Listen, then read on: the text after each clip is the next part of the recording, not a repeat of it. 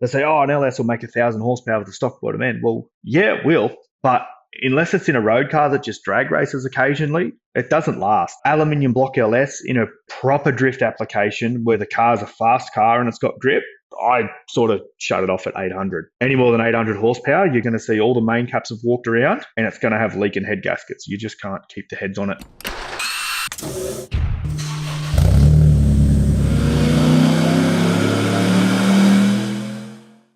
Welcome to the HPA Tuned In podcast. I'm Andre, your host, and in this episode, we're joined by Mitch Pullen from Pullen Spec Engines in Australia.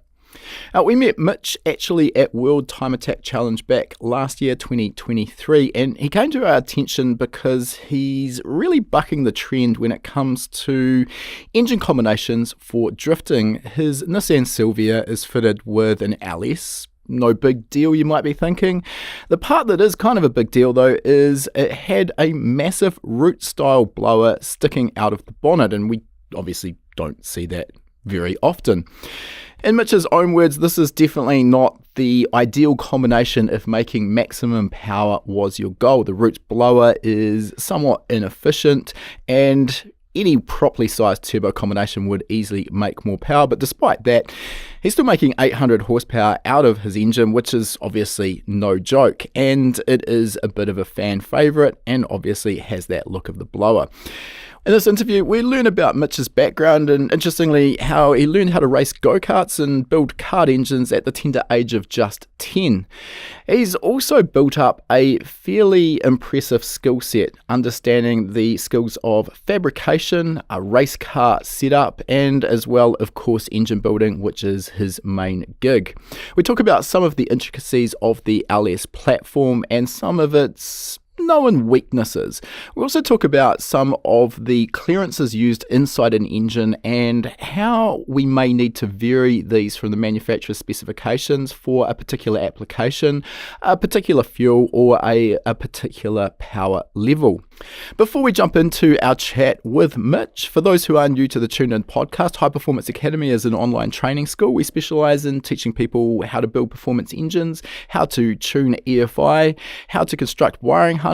We also cover topics on fabrication, 3D modelling and CAD, race driver education, and data logging, just to name a few. You can find all of our courses at hpacademy.com/courses. All of these courses are delivered in high-definition video modules that you can watch from anywhere in the world, provided you've got an internet connection. This means you can learn from the comfort of your own place and you can learn at your own pace. All of our courses also come with a 60-day, no questions asked, money-back guarantee. So if you purchase them for any reason at all, decide it wasn't quite what you expected, no problem, let us know. We'll give you a full refund. And for podcast listeners, you can also use the coupon code podcast75. That will get you $75 off the purchase of your very first HPA course. We'll put the coupon code in the show notes to make it nice and easy for you to find. Lastly, if you like free stuff, then I've got a great deal for you.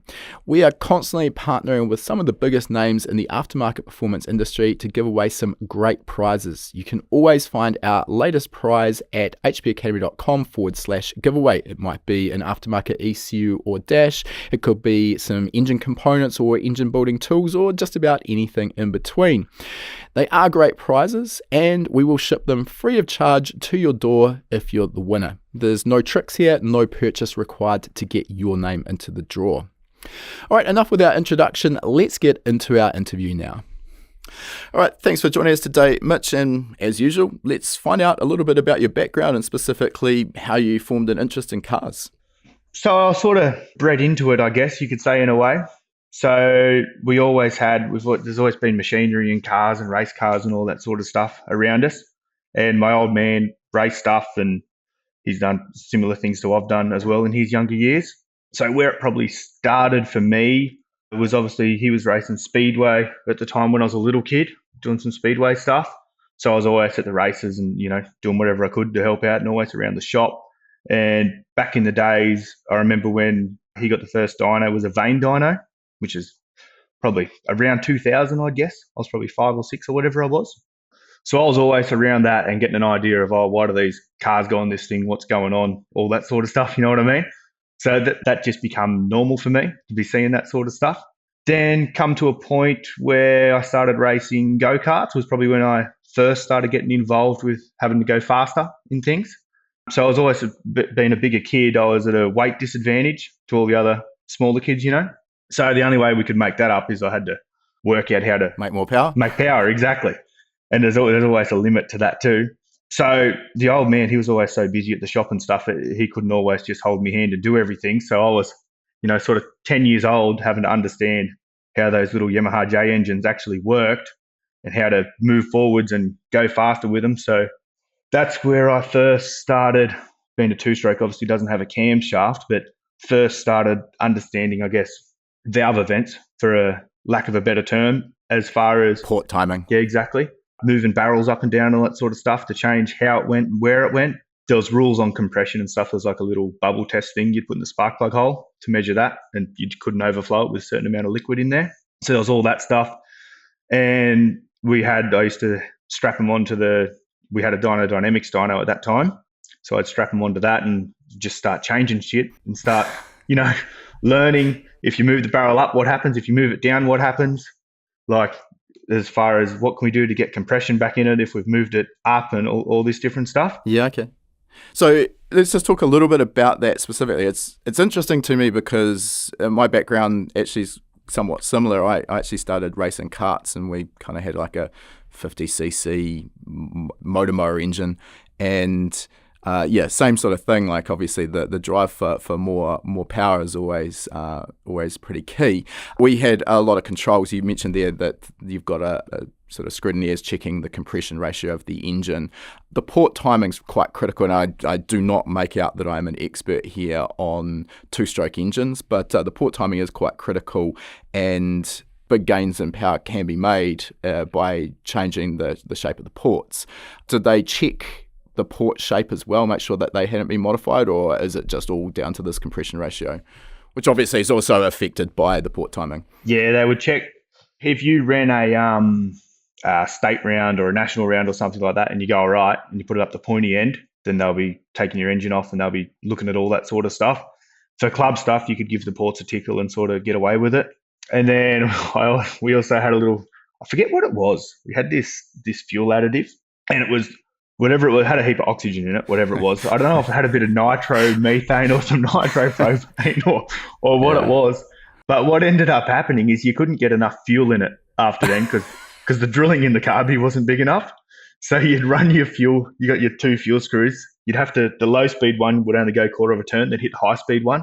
So you have to pull the high speed one out, put the low speed one in the wrong spot, then put the high speed one in. That was worth about 3 horsepower on a 10 horsepower engine.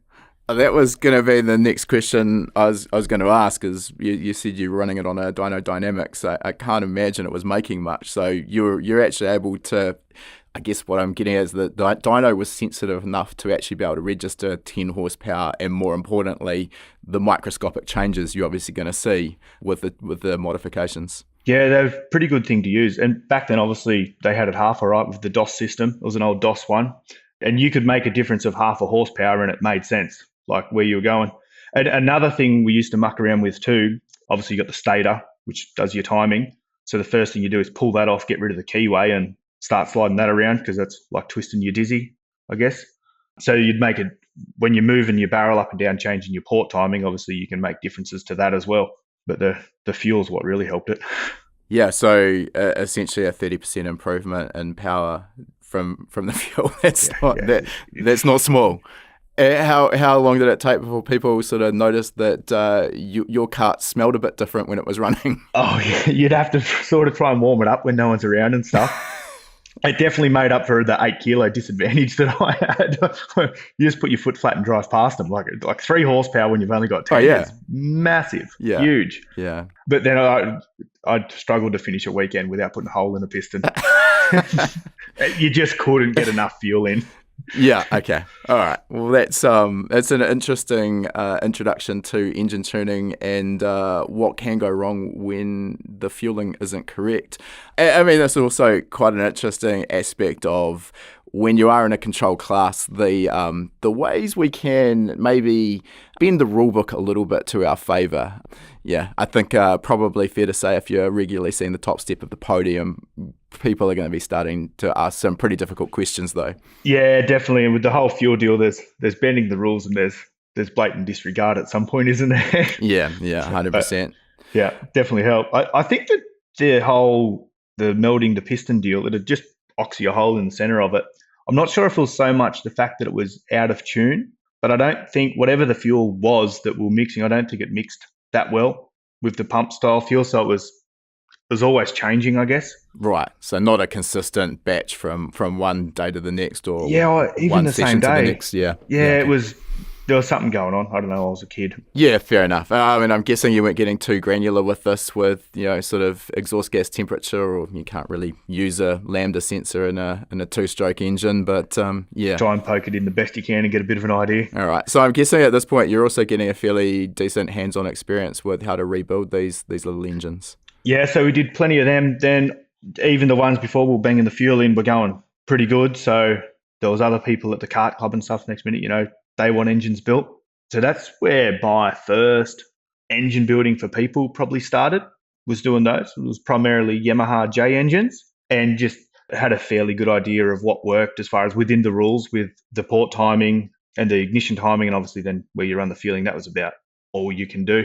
File your ring gap. That's about it. Oh, well, so you're getting a really good baptism of fire here at a very early age. Did this progress into any formal qualifications in terms of engine building? So probably don't technically have a formal qualification as far as engine building goes. I'm like licensed mechanic and all that sort of stuff. So I just did the normal, went through TAFE and all that sort of thing. But as far as engine building qualifications, it's pretty well just all on the job training that I've been around and done, sort of thing. Okay. Every country has their own sort of rules and guidelines on what you can and can't do. In Australia, is there anything around the engine reconditioning trades that require sort of certain qualifications, or is it kind of a free-for-all? So I'm licensed heavy vehicle mechanic. It's kind of funny how it works. So heavy vehicle covers cars, obviously, all your plant machinery. You do a welding course as part of it, so you're somewhat certified for welding. And part of it as well, obviously, you rebuild engines during that as well. And you do some minor machining stuff, like you'll grind some valves and they get you on a flex hone and a bit of stuff like that. But legally wise, I'm pretty sure it covers you. You're good to go to do whatever. There's obviously another engine machining reconditioners course as well, which then just makes you an engine reconditioner. Yeah, sure. I'm interested in your sort of take on the differences between your sort of average engine reconditioner and someone like yourself who's building very high spec performance or race engines. My sort of thesis on it, I guess, if you like, I'll put that to you, is that there is quite a significant difference between the skill set required to just rebuild your average Toyota Corolla 1.6 litre four-banger, and then taking a production 350 horsepower V8 and building that to a specification where maybe it's making 700 or 800 horsepower. Do you agree or disagree with that? Yeah, and it's a little bit like looking at an auto electrician compared to mil-spec looms and stuff, I guess, as well, isn't it? It's just... Yeah, I think that's actually a perfect comparison, yeah. Yeah, it's so different. Like an engine reconditioner, to an extent, they're probably just rebuilding something to the book, and the book tells you what clearances. You've got your bottom side and your top side. You've got your hone finish is just sort of whatever, then you bed it in. And providing you're within sort of 10 or 15% of all that, then it's going to be no dramas, isn't it? Yeah. Whereas when you're doing some of the stuff that we're doing, we're sort of operating beyond the envelope with a lot of things, especially when you're building something somewhat to a budget, but you still want to make the big power, same as the guys with the big budget. So I haven't always been blessed with heaps of money. We've got to spin things that shouldn't be spinning faster than they want to spin, if that makes sense. So then you're constantly learning, and what always makes sense and what you want to do, you can't always do, because there's other reasons and impacts that become part of it that just you get pushed to do different things. Yeah, absolutely. You can't look up the factory workshop specification for a factory engine. That the factory specifications aren't going to be much use to you when you're pushing, another 2,000 RPM past the factory rev limit and, doubling or tripling the factory horsepower, correct? Yeah, especially like on bearing clearances and things like that when you don't have a billet crankshaft in the thing and you still want to spin it to 9,000 revs like that. It's starting to look like a noodle in there if you could look inside. Yeah. Now that's actually a really interesting aspect with the bearing clearances, but we'll carry on this conversation. We'll come back to some of the more specifics around the engine. So let's sort of fast forward. How did your sort of trajectory go from this point where you're starting to rebuild these two-stroke engines for other karts? So we've got the two-stroke kart stuff and everything. That went probably till I was sort of 14, 15 sort of thing. Then I ended up that big. Like I grew up fast, so I was that much too heavy that there was nothing. You just couldn't be competitive, if that makes sense. Couldn't cheat enough. You couldn't cheat enough, nah, not without standing out. And I hate that. And you don't want to always just cheat either. No. You can only do so much of that. Sometimes it'd be nice to win on merit alone, yes. Oh, 100%, yeah, which I did plenty of that too, but it's just fun when you make a kart go way faster than it ever should have. So then the next thing for me was I had a little Corolla, KE70, with a 4K engine. And I did a few motor Khanas because of the age to do a Khanacross at the time, which a Khanacross is like a real small rally sprint sort of thing, like a 30-second lap of the track. So I did a few motor Khanas, then I started doing Khanacrosses. So then I was in an environment where I didn't have any rules anymore, and whatever my brain could imagine and whatever skills I could learn, I could do to the car to go faster. So obviously, there's a junior class then outright, and I didn't really care about winning the junior stuff. I just wanted to beat everyone. So that progressed. So standard engine for a little while. That's where I started learning about where to point your wheels to make things happen. So some of the first changes to that is obviously I'd lengthen the lower control arms and I cut and shut the steering arms to give it more lock. So when you flick it, you can, catch it, all that sort of stuff. Then it come to a point where it didn't matter what I did. When you turn in and you were sideways, you had to keep rolling out of the throttle to not loop the thing, even with a heap of lock. And you can put a heap of lock on, but then it'd go around the corner slow. So at this point, we were involved with V8 supercars and stuff like that. So I'd be sort of still a kid laying under there having a look and thinking, well, why is there these two arms on the diff that mounted this center point that goes up and down? What's that all about? So then this is when I discovered roll center. I thought, so I had a Panhard bar on that car, obviously. So I thought, if I move that Panhard bar down, I'm going to have more rear grip.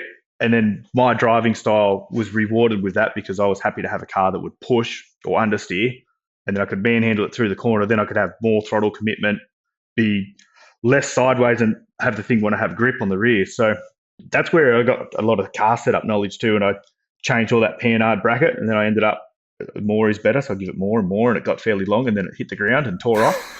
So Too far. Yeah. So then I put a Watts link in the back of that thing, and then it was getting fast, and then I just didn't have the power to win. Yeah, it's always sort of, you go around in circles with these things. You have too much power for the car to put to the ground, and then you fix all of that, and then all of a sudden you now need more power again. It's a vicious circle. Yeah, developed the car to the point where then the engine was holding it back again. So it's not always, you can't always just throw power at things to fix the problem either.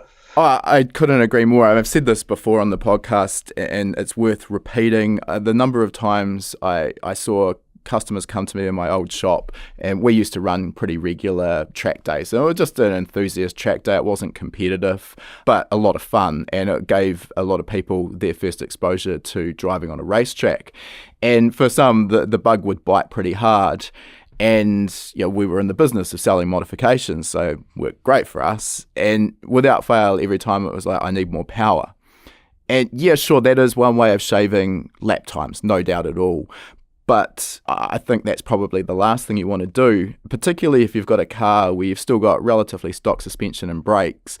You start adding more power to it, and you end up with this evil handling thing that's sort of just trying to chuck you off the track at every corner. So it's not maybe the most exciting way of improving lap time, but dialing in your suspension, getting your handling dialed, your grip and your brakes, then adding power is my preferred technique. Yeah, definitely. Well, that's the natural progression that this car took. So we had as good as a Corolla could be with some cut and shut front end and a homemade Watts link in the rear. So it ended up with a full Watts link after I broke the panhard off. With just a series of holes drilled, I could move it up and down.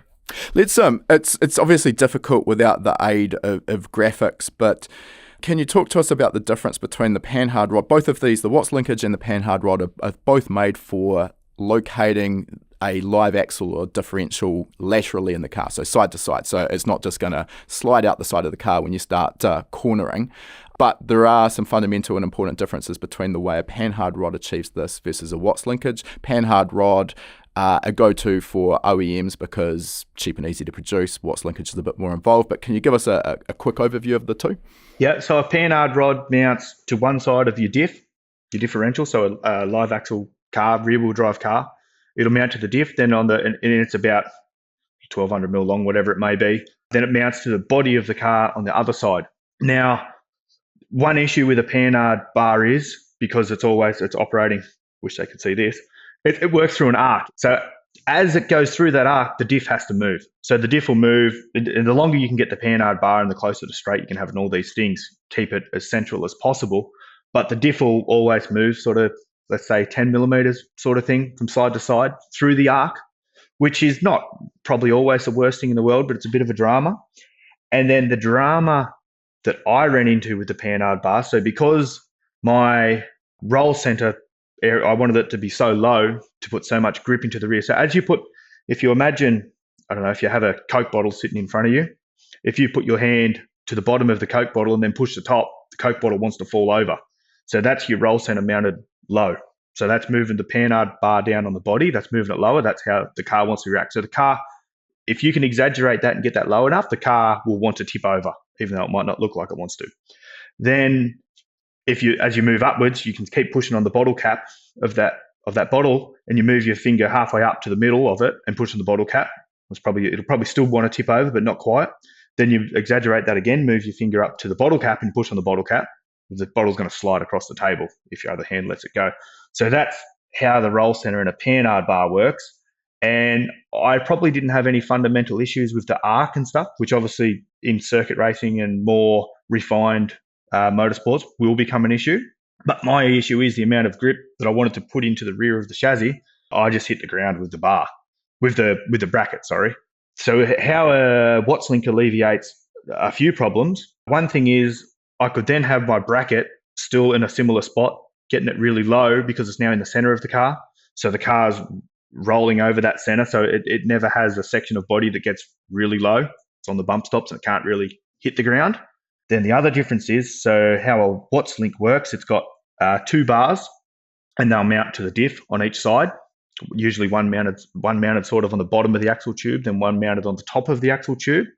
Then you'll have like a rocker system in the center, which both of them will bolt to, with the same distance between the centers as where they mount on the diff. Then in the center of that, so that'll have 3 bolt holes and like usually a nice bearing and stuff so it can run with no friction. Then where you mount the second of that rocker arm section is where your roll center is transmitted through the center of the chassis. Yeah. We might try and get a graphic into the show notes here, or at least a link to something, because obviously it's difficult to visualize if you haven't seen a Watts linkage, but superior because with that sort of rocker system and the 2 arms going out to each side of the differential, we now alleviate that problem of the differential moving side to side during its bump and rebound travel. But you've also got the ability now by relocating where the Watts linkage mounts, you can easily adjust your roll center as well. Yeah, 100%. Yeah, and then when you get into like the real race car stuff, there's options where they have like a threaded section which can move it up and down from in the boot. There's other options which just have a slot that clamp onto themselves. There's a million different ways that engineers and people have come about making it easy to adjust. Yeah, and there's a local race class that I used to be a parity manager for here, which was the New Zealand V8 touring cars, and they were on a control chassis at the point I was involved, and they had that adjustable linkage, so you could basically adjust that roll center height during a pit stop. I think it was through the rear Lexan window, so basically just put a socket down through there with an extension and wind it in or out a couple of millimeters, and that was enough to sort of keep the driver happy or make them more angry, as the case may have been. with the fuel load moving or changing and things like that. Yeah, well, that's actually a really valid point because a car, the handling balance is not a static thing, particularly for endurance racing where you might be burning off 100 litres of fuel during a stint. Obviously, that does have an impact on the balance of the car as that fuel burns off. So it is always nice to have a couple of levers we can pull essentially to sort of tweak the balance to our liking. All right, we've gone down a massive rabbit hole here, so let's pull it all back. So you've got this K70 to a point where it needs more power. This sounds like it's right up your alley. So how do we solve that? So we're back on the engines here. So how I worked out to solve that, I was back in those days. There was YouTube, but there wasn't Instagram and stuff as much. So you weren't just flooded with ideas. So I was on forums and stuff trying to learn, how do we make a 4K go better? So you can put cams in and do all those sorts of things. And then I obviously understood standalone computers and stuff. So I thought, wouldn't it be cool if we could inject it? I'm sure that could make a difference. So where it went from there, obviously I decided I'm going to inject it. Then I thought, well, that's going to help it a bit. I'll have to put a cam or do something. I thought, that's not enough. Because I don't know, I had probably 50 horsepower, something like that. And there was things there with 200 horsepower. I was severely underpowered. So I thought, no, we need to make a big difference. So this is where I learned about Toyota superchargers, the SC12 and the SC14. Yep, off the 4AGZE. Yep. And then the SC14, was that off a MR2 or something? I'm struggling to remember. Yeah, the SC14 is bigger. I ended up messing around with one, but never actually got it running.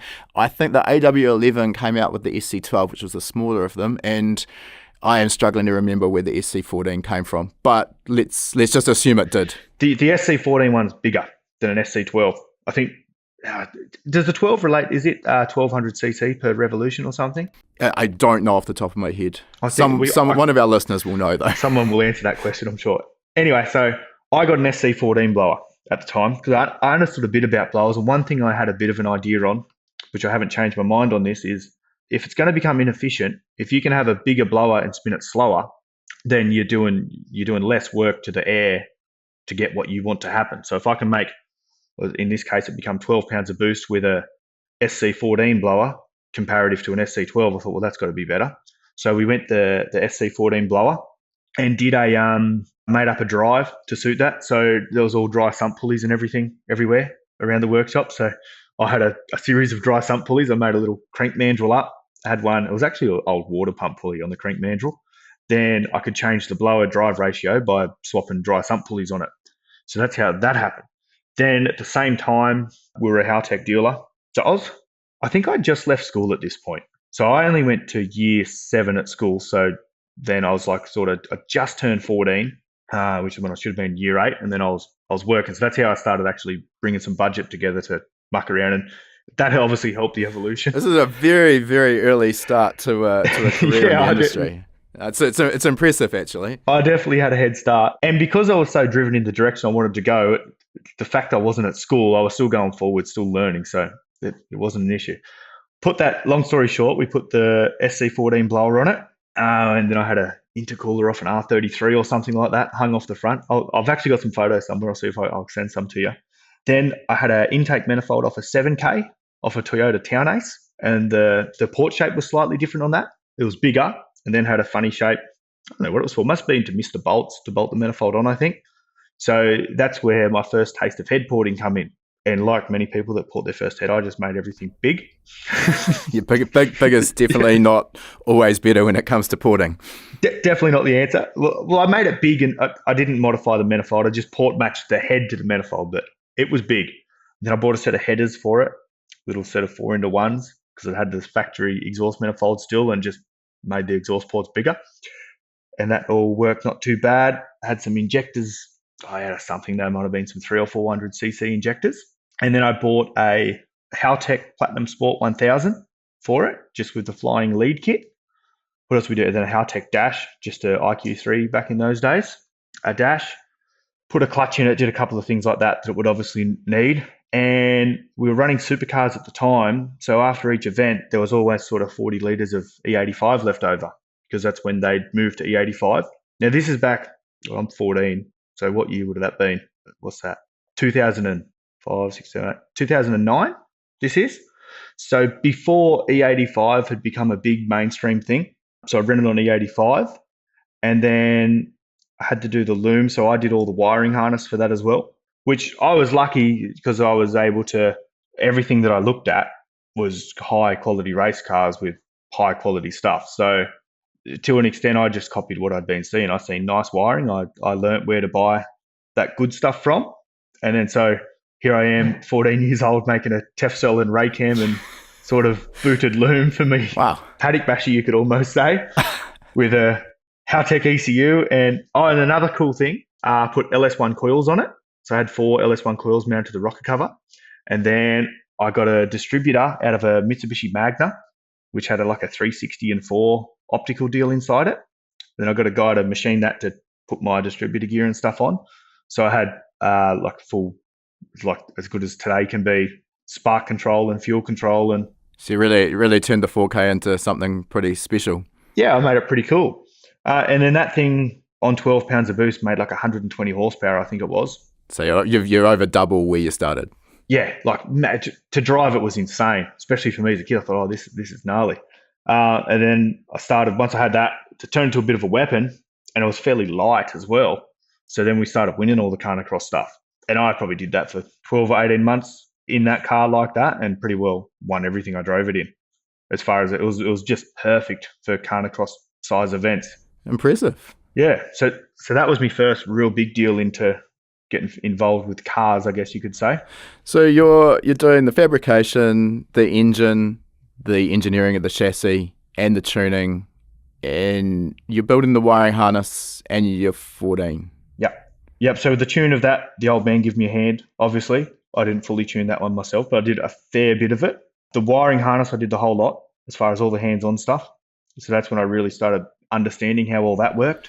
Just on that basis, I mean, you said you're exposed to these professional mil-spec harnesses from the supercars series, fair enough, but just seeing these is not always going to give you the insight into how to actually produce them. So, again, the resources, as you mentioned there, YouTube, etc., the stuff that we sort of rely on today, HPA courses, aren't there for you. How did you learn these skills? So we would do, the old man would do a bit of wiring, like just putting ECUs in cars and all that sort of thing, just, general performance shop things that you would do, which is what we're running at the time.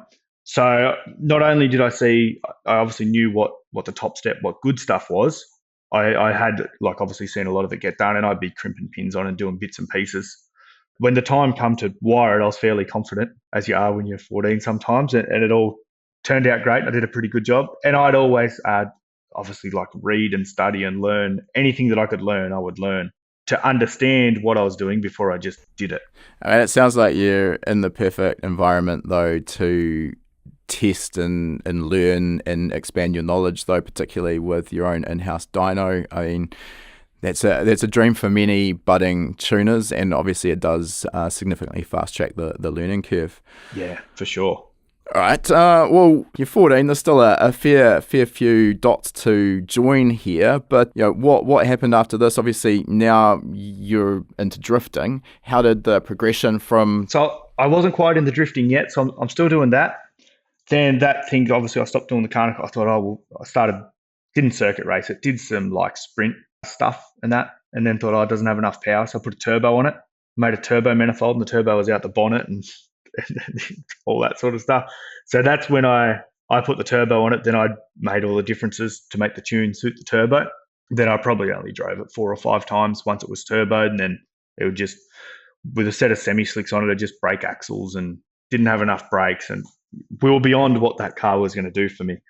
Yeah, that's that normal cycle of add power, break all of the drivetrain, and slowly but surely find solutions for all of that. And that can get pretty expensive. I had a KE70 myself, which I bought with a Toyota 2T in it. And we engine swapped that. We put a 4A GZE bottom end, silver top 20 valve head, and it was an old hand-me-down HKS GT30 off my drag car.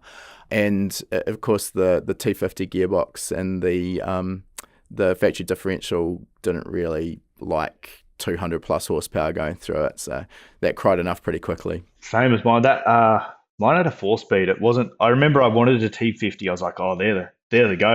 Gearbox wise. Mine was I don't know. Someone will know. I forget what it was called. It was a something. Anyway, so that sort of just fizzled out into nothing. That car, I guess you could say. Then at this stage, we're in another shop, and I'm a lot more. But when I turboed it, I was like 16. So I was on my L plates then. That's when I learned how to TIG weld. So I TIG welded an exhaust manifold and stuff for it. And then probably 17 is when it started fizzling out. So then I had my license. I was driving around. So I just had a Hilux work ute that I bought when I was 17, like secondhand low Ks, which that ended up turboed too. And then there's a theme here. There is. Make everything go better. Learn what breaks. Then I had a circuit car. I had a improved production Commodore in amongst all this with an LS3. So at this stage, we're doing camshaft kits in LSs, and I'm learning about valve spring setups, coil bind, lifter preload, all the normal hydraulic roller LS stuff. I'm pretty well doing the engine building side of that at sort of 17, close to 18. And then we had some GT4 Corvettes that we looked after, that we ran in the Bathurst 12 hour. And that's where I got a good idea of keeping things reliable. Can't always just make all this power and hose everyone for 2 laps, because sometimes you got to finish the race. Yeah, it's hard to win if you don't make the finish line. Yeah, definitely. So at this point, this is when I started getting exposed to like endurance racing and started getting excited about, hey, we can do these things that at the end of 12 hours, they still run great and you haven't hurt any parts and all that sort of thing. And obviously had the budget, like was given the budget to help make all that happen as well. So did that, and then we did some just like improved production LSs, and we're doing a few development series touring car engines as well. So the development series, just for those who don't know what we're talking about here. So it's currently called, so you've obviously got the main game V8 Supercar series, then development series, which is now known as Super 2, which back then it was the Fujitsu series, and before that it was the Konica series. So right around that era. So I wasn't entirely doing the builds, but I'd had a fair bit to do with it. I understood what was going on. For those who haven't followed the Australian Supercars series, it's probably, well, it is. It's the pinnacle of motor racing in the Southern Hemisphere, I'd say. That's a fair call. And yeah, the Super 2 or development series is the second tier. So kind of like a Formula 2, Formula 3, finding drivers to move up to the main game. Yeah, definitely. And supercars back then, like the power they made and stuff, was a pretty big deal, because you're limited to a 5-litre engine. So they're like 3-inch stroke and 4-inch and whatever bore. Sometimes you'd go under 3-inch stroke to get a bit more bore size and unshroud the valves. The teams with more money would do that, because they're happy to keep throwing blocks out because they were at their overbore on the first go. So there was that, and then you could only have 10-to-1 compression. And back then they were on 98 fuel as well, before they moved over to E85, which E85 never helped for power because they weren't at MBT anyway. Like they were not like you're seeing a huge difference. They weren't knock limited. They weren't knock limited. Yeah, exactly. So those things, 5 litres with 10-to-1 compression ratio, and they're making like 640 to 660 horsepower, which was a pretty big deal. Yeah, that's impressive. Yeah, definitely. And then another thing, before rules come in, there was no rules on weights of components. So like you were seeing under 500 gram con rods, under 500 gram pistons, like everything was light. And then over time, they brought in the 500 gram rule, it was called back then, to stop people with heaps of money just building things lighter and lighter. Blowing everyone else out of the water. Yeah, which it would. Like you could make the same power, but because you didn't have to accelerate the inertia, the car would drive away. Yeah, I think that's something that is so often just completely overlooked. You put a lightweight rotating assembly in an engine, dyno it before and after, and yeah, it's not going to show more power necessarily on the dyno, but it's no different essentially than removing weight from any other area of the car. You can accelerate the engine quicker, so it is going to actually be faster on a racetrack. Yeah, maybe if you like back mill your diff gears, if you gun drill your axles, put light wheels on, light tail shaft, all that stuff adds up, and that's what makes a well-built race car fast. It might not look fast when you look at the numbers, like you think, oh, my car's got 800 horsepower or whatever, I should hose that. But when you've got a well-built car that not only handles, but it's got lightweight drivetrain, low inertia, like carbon clutches and stuff, they're fast without looking fast. Like Australian touring cars, they're fast for what they are. Yeah, I couldn't agree more. Yeah. So at this point, we're doing engines and stuff. So I'm being fairly well absorbed, like I'm absorbing all that information. And we're doing a few runs in that improved production car that I had. I bought that car myself. I didn't really have the budget to run it. So I just ran a few rounds here and there, sort of thing, the close ones. Give us maybe a quick insight into the modifications allowable in improved production. It's kind of a bit of a hint in the name, but yeah, just lay that down for us. So it's based on production. So the car I had was a VY Club Sport, which was still sort of fairly modern back then. Engine could only be 6 litre. And apart from that, it was pretty well free. You could run amok with the engines, providing you kept the capacity. So it had like more power than a supercar. Gearbox was pretty well free, so there was plenty of them with sequential Hollanders and all that sort of thing.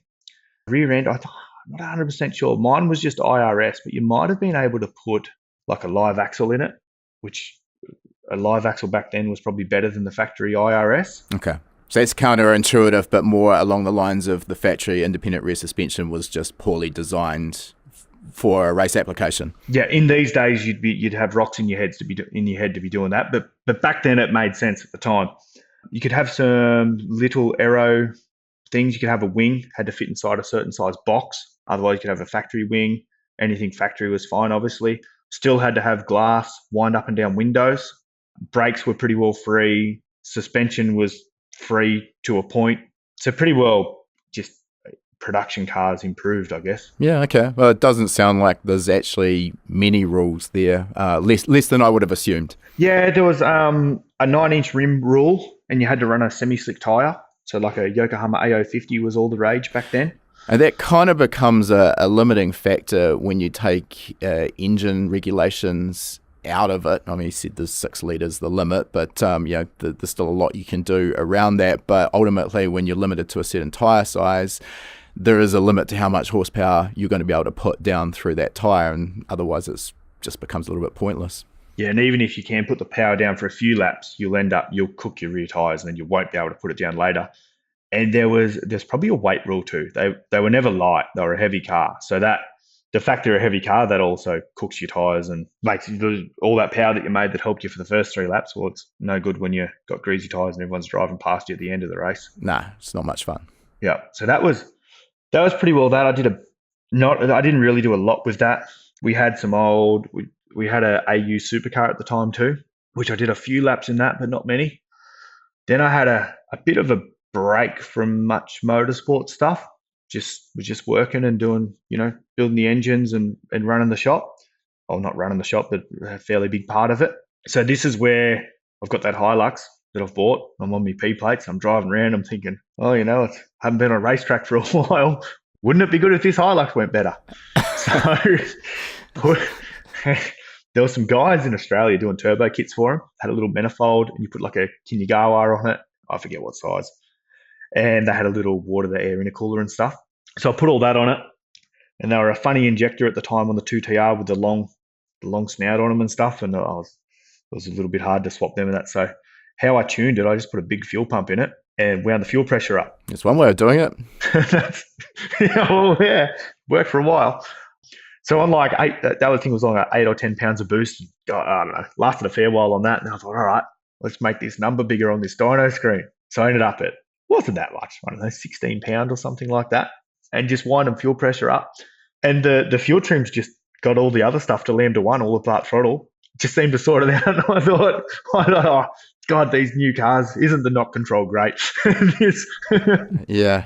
I think what you're describing there is absolutely not the way to tune an engine. But definitely not. There's things that, when you're limited to what you've got available, sometimes you have to do what you have to do to make things work. I'll just reiterate a story that I have told before on the podcast, but back in the very early days of my tuning, I had a friend and customer who had an EK Honda Civic B18C, put a turbo kit on it, or built a turbo kit himself, and we tuned that essentially by adding an extra injector that was run off a Hobbs pressure switch. So it came on positive boost. We tricked the map sensor so it didn't see positive boost pressure, caused problems with the ECU. And then, obviously the thing would want to knock with 5 PSI of boost. So the way we got around that was just to retard the base ignition timing. Obviously that's going to dull everything off boost, but it got the job done. It's not pretty. Would I recommend it now? Absolutely not. But, just pointing out that there are various ways that we can get the job done. Some of them just are not as pretty as others. You do what you do with what you've got, don't you? Absolutely, yeah. So, I wanted to put a piggyback in it and all this different stuff. And I'm thinking, it's a new Toyota. It's not that. Back then, it didn't look that easy to do that. I thought, the dash is going to do weird stuff, like all the different scenarios, Now I just plug into it and tune it. Like, it's no big deal. But back then, it was a big deal. So anyway, it made 400 horsepower. It did it.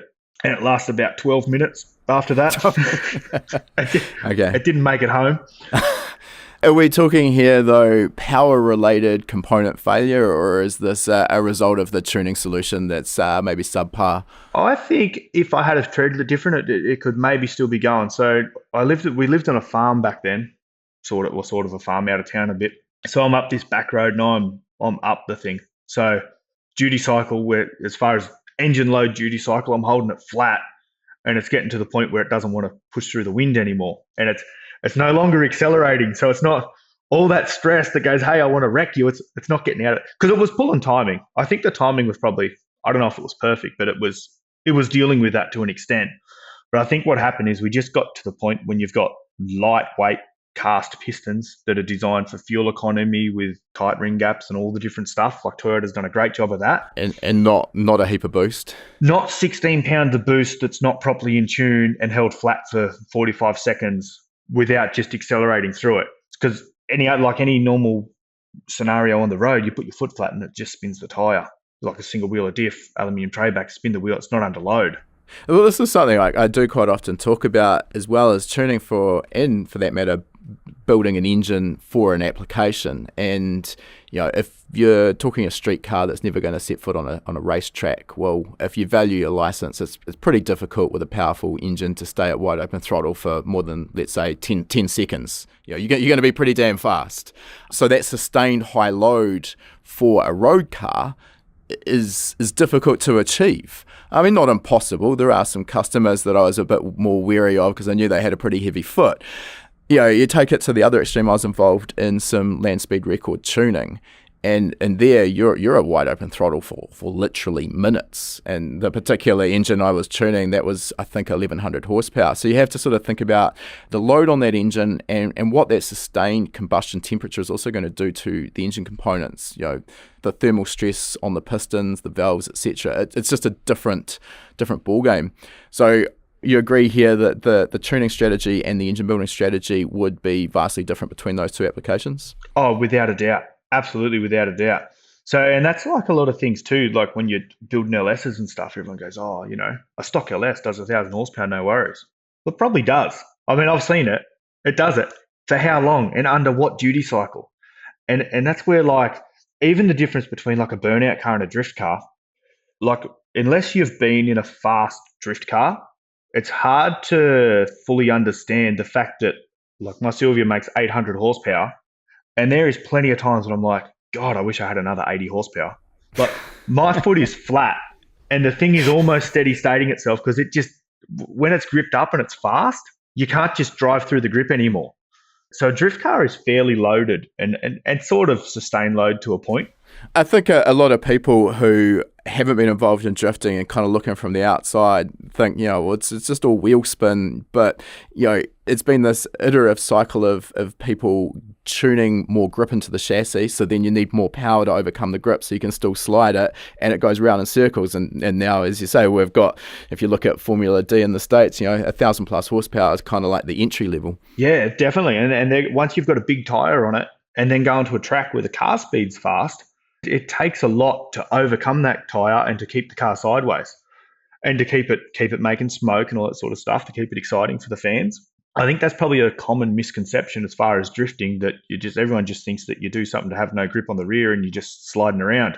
It's not like driving your Commodore in the wet, is it? These engines actually are under a high level of stress for the lap. Yeah, they're under stress. All right, so, I mean, on that note, what are you doing differently inside the likes of your LS and your S13 that makes it live? So there's a few enemies. One enemy is if you spend a lot of time on rev limiter, which is not good for anything, but it makes fire, so I do it. So valve train. And we're doing the revs too. We're not lying. It's doing 9,000 revs. So It's up there. it's up there, especially for a pushrod V8. Like it's spinning. Valve train is a massive killer. So it's solid roller. I mean, it's got like Jezel rockers and all that stuff, all pretty good gear. And put a lot of effort into the cam lobe to really soften that up, because being boosted still needs to make power, but we don't need to rely on smashing that valve open and closing it fast to make the power. So I'm probably throwing away, I don't know, you can measure it, put a different cam in, but maybe 50, 60 horsepower of just outright grunt by making the cam softer. And then, so what that does is make them valves and the rockers and the push rods, everything's just on an easier ride. Like if you go over a lazy bump, it's comfortable. If you go over something that boots you, it's not comfortable. So that's one big killer. And another thing I did on that engine to combat that without just having heaps of money and putting titanium valves and all that stuff, that's the correct way to do a lot of this. I've run an LS1 head on it, which is smaller port, cathedral port thing, and it only has a 2-inch and 80 intake valve, whereas like a standard 6-litre rectangle port is 2 and 125, and then LS7 is 2.2. Okay. So you're doing this just to get weight out of the valve, essentially, without going to a titanium material. Exactly. So it's got a Faria intake valve, a hollow stem intake. So it's still a high quality, good valve. But then I just thought, well, why not make it even easier on the valve train? If I don't need the valve size to make the power, I'll just make the valve smaller. So that's how I helped that. And then also the exhaust valve's about the same size, but exhaust valve's smaller. Like the exhaust valve's 1.6, which is the same as a 6-litre exhaust valve. But it's obviously the whole valve smaller, and it's an Inconel exhaust valve. Then we're running a good quality PSI valve spring. So it's a good brand, good quality valve spring. And you got to set them up close to coil bind as well, which what that does is if you get there's harmonics, doesn't matter what you do, there's harmonics in everything. So if you get a valve spring and let's say, and this is common, you get a valve spring for 650 lift, that's a common LS valve spring. Then what everyone does, they get a 650 lift or a 675 lift spring because that's good, and they run a 600 lift camshaft with it. Now what happens with that is you end up 140 thou or whatever the number may be from coil bind, depending on how everything's set up and their installed height and stuff. That gives room for the spring to oscillate, and it goes crazy. If you look at any videos on YouTube of Spintron stuff, you get an idea of what that does. It's pretty scary stuff. A lot of things happening in there at high RPM with the harmonics that you would not believe until you see it. It goes mental. And what happens is, so when it's going mental in there, the center of the spring, I guess you could call it, it's shaking up and down. So in one application of the rocker opening the valve, the center of that spring feels like it's gone up and down 20 or 30 times. Because it has. It's going absolutely crazy. And that's why then you get them glowing red and all that stuff happens. They get hot and it's just stress on the spring and springs break. Nothing good can happen. Nothing good happens. No. So if you're only doing $6,500 a street car, you get away with it pretty well. It's still not right, but you get away with it. So we stack them springs down.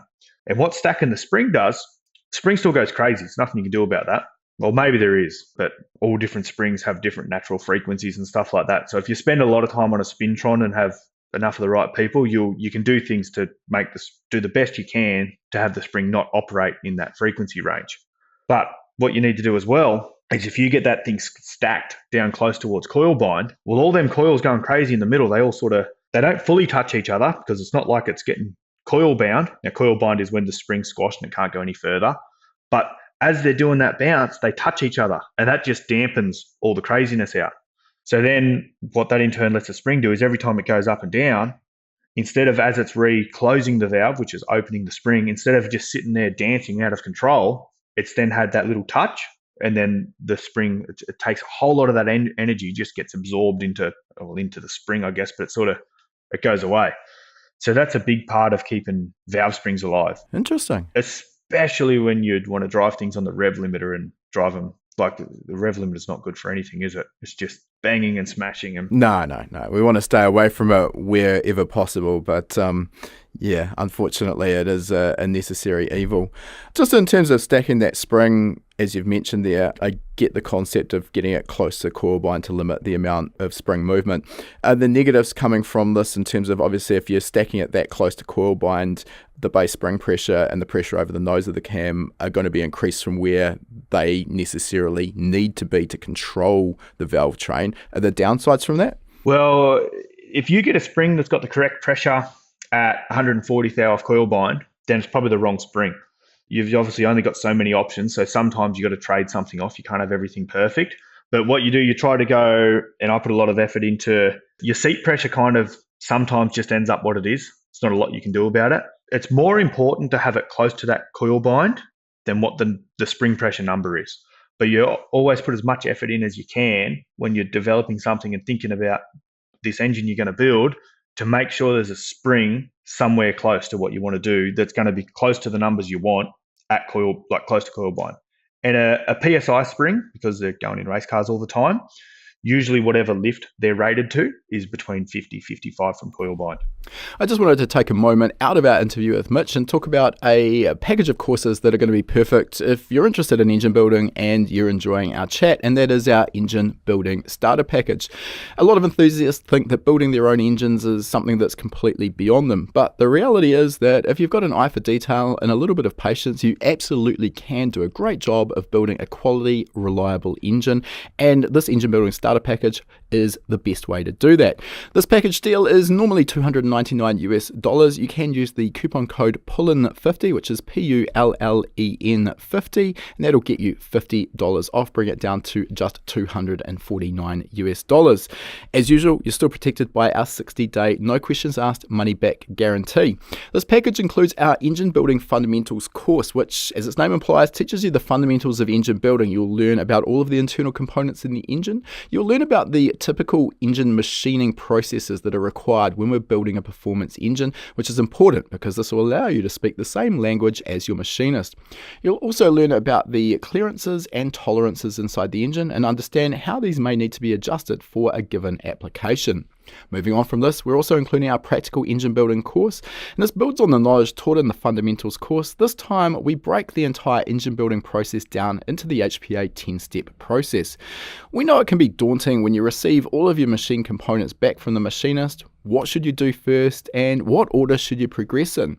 By breaking this down into a 10-step process, each of those individual steps is quick and easy to complete, and in no time you've got a completely built engine, and you're going to have the confidence that when it comes to start that for the first time, it's going to produce great power, great torque, and most importantly, great reliability.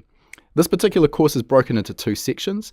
The second section is our engine building worked example library, and this is an informal walkthrough of that 10-step process where you can watch it being applied on a range of different engines. I should have mentioned all of these courses are generic, so it really doesn't matter what particular engine you want to build. For the LS fans, you will be pleased to know that there is a full LS worked example building up a stroked LS1. We're also including our How to Degree a Cam course, and this is probably one of the more common upgrades people make when building a performance engine, but it's only going to give you the power and torque increases that it's possible to achieve if it's degreed or dialed in correctly. Get this wrong and not only may you not make the power the cam can provide, you could end up with expensive engine damage. This course teaches you how the cam works, how cam timing works, and then introduces another step-by-step process that you can apply when degreeing your own cam. And again, this is generic. It doesn't matter if you're dealing with a pushrod V8 or a quad cam V12 or anything in between. As part of this package, we'll also give you 24 months of gold membership, which gives you access to our weekly live webinars, our archive of over 350 hours of existing webinar content, plus you'll get 2 years of access to our private members only forum. So remember, the entire package deal there with this particular special $249 US. Use that coupon code PULLEN50 and you'll find that in the show notes. Let's get back to our interview now. Just coming back to the head choice, the Cathedral Port LS1 head, obviously you've explained why you've gone that route and it makes sense. My understanding though, in terms of the actual port flow, quite a significant drawback over the later rectangle port, sort of LS3 style head. Yeah, I think mine flows, it's a bit over 300, 325, 330, something like that, the LS1 head.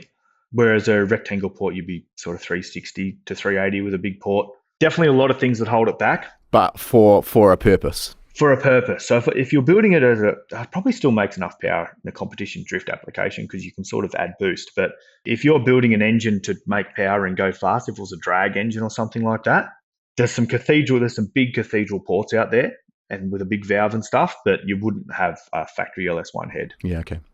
All right, let's talk about the rest of the engine combination. Is there anything sort of particularly special going on there? I mean, 800 horsepower from an LS is not out of the ballpark, but I mean, it's a decent hit out. Yeah, well, it's 800 horsepower, and I've just had it apart, given it a freshen, so it's done a whole season last year, and it's back together now, almost exactly the same. I coated the skirts on the pistons, same pistons are back in it, did a few little things, but it works. So a lot of 800 horsepower LSs you pull apart, you go, oh, geez, this doesn't look real good. But that thing's pretty good. And a lot of the reason of that is it's running a Dart block, so a Dart LS Next cast iron block.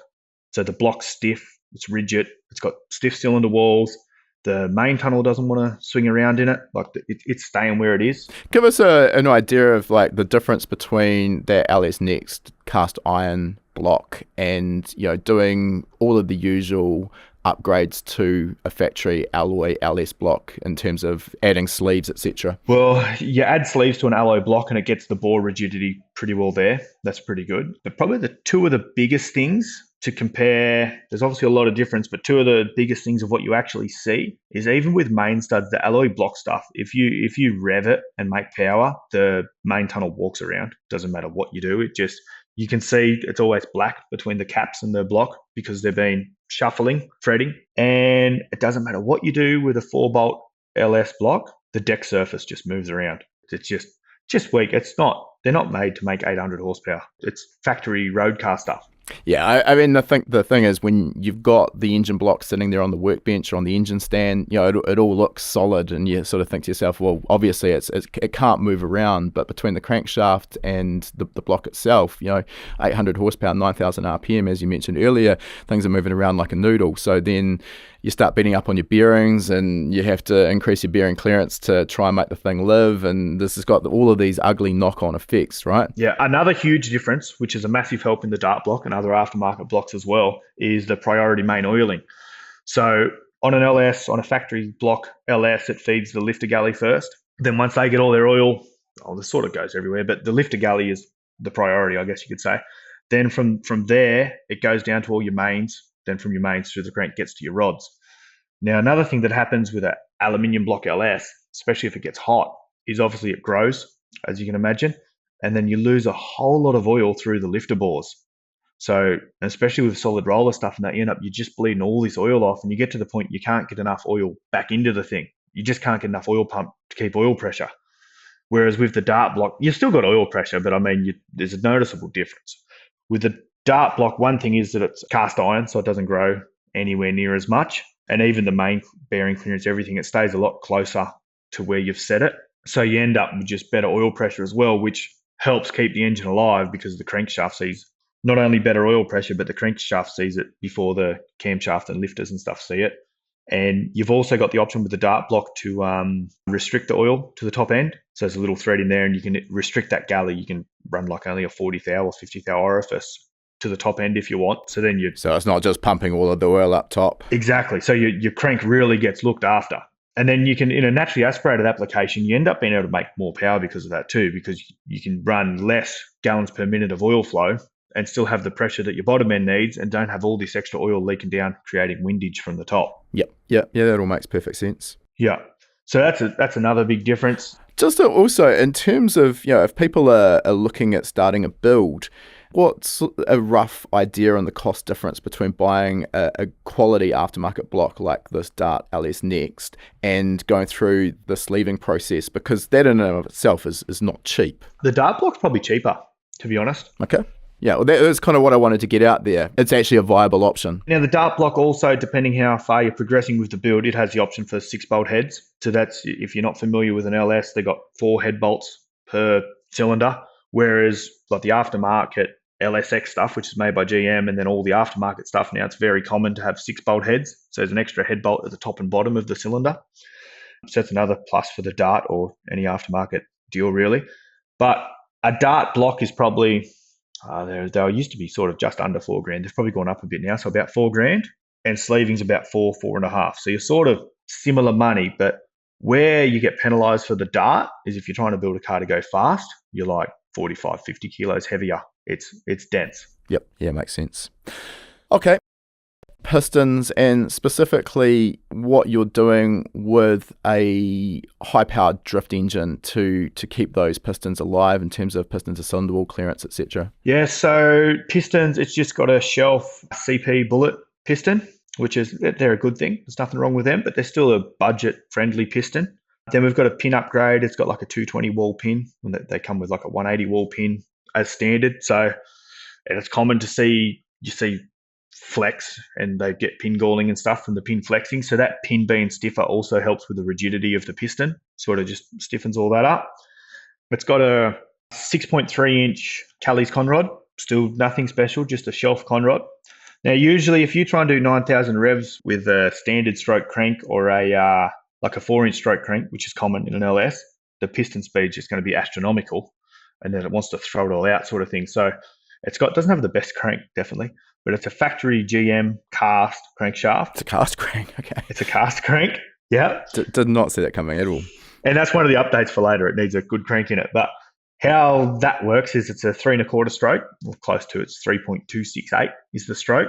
And you get away with it because it has no stroke. The rod journal then becomes a lot closer to the main journal. So you got that overlap for strength. You got a whole lot of overlap and a heap more cheek. Yeah, that makes sense. And then you can do the maths on it, but a 3 1/4 stroke crank doing 9,000 revs is like a standard one doing. I had it worked out. It's significantly different. It's like nearly 1,000 RPM different. So it starts being a little bit less scary, I guess you could say. Yeah. Sort of. So fair enough. Got that. Then we run a bit of extra piston to cylinder wall clearance. It's about 5.5 thou. That's quite loose, yeah. Yeah. So it was a little bit less than that before. And it wasn't bad scuffing or anything, but just marked up the skirt a little bit last time. It's a tough one too to work out when it actually happened, because that piston definitely wouldn't be happy in there when it's on the rev limiter and it's making no cylinder pressure and it's bouncing around and everything happens. So it's just engine abuse, probably a bit of that to what you see, and not necessarily a problem as such. So I've got a coated cylinder, like the skirt of the piston is coated now. So this is a anti-friction sort of coating? Yes. What's the blue one called? It's like a Teflon coating.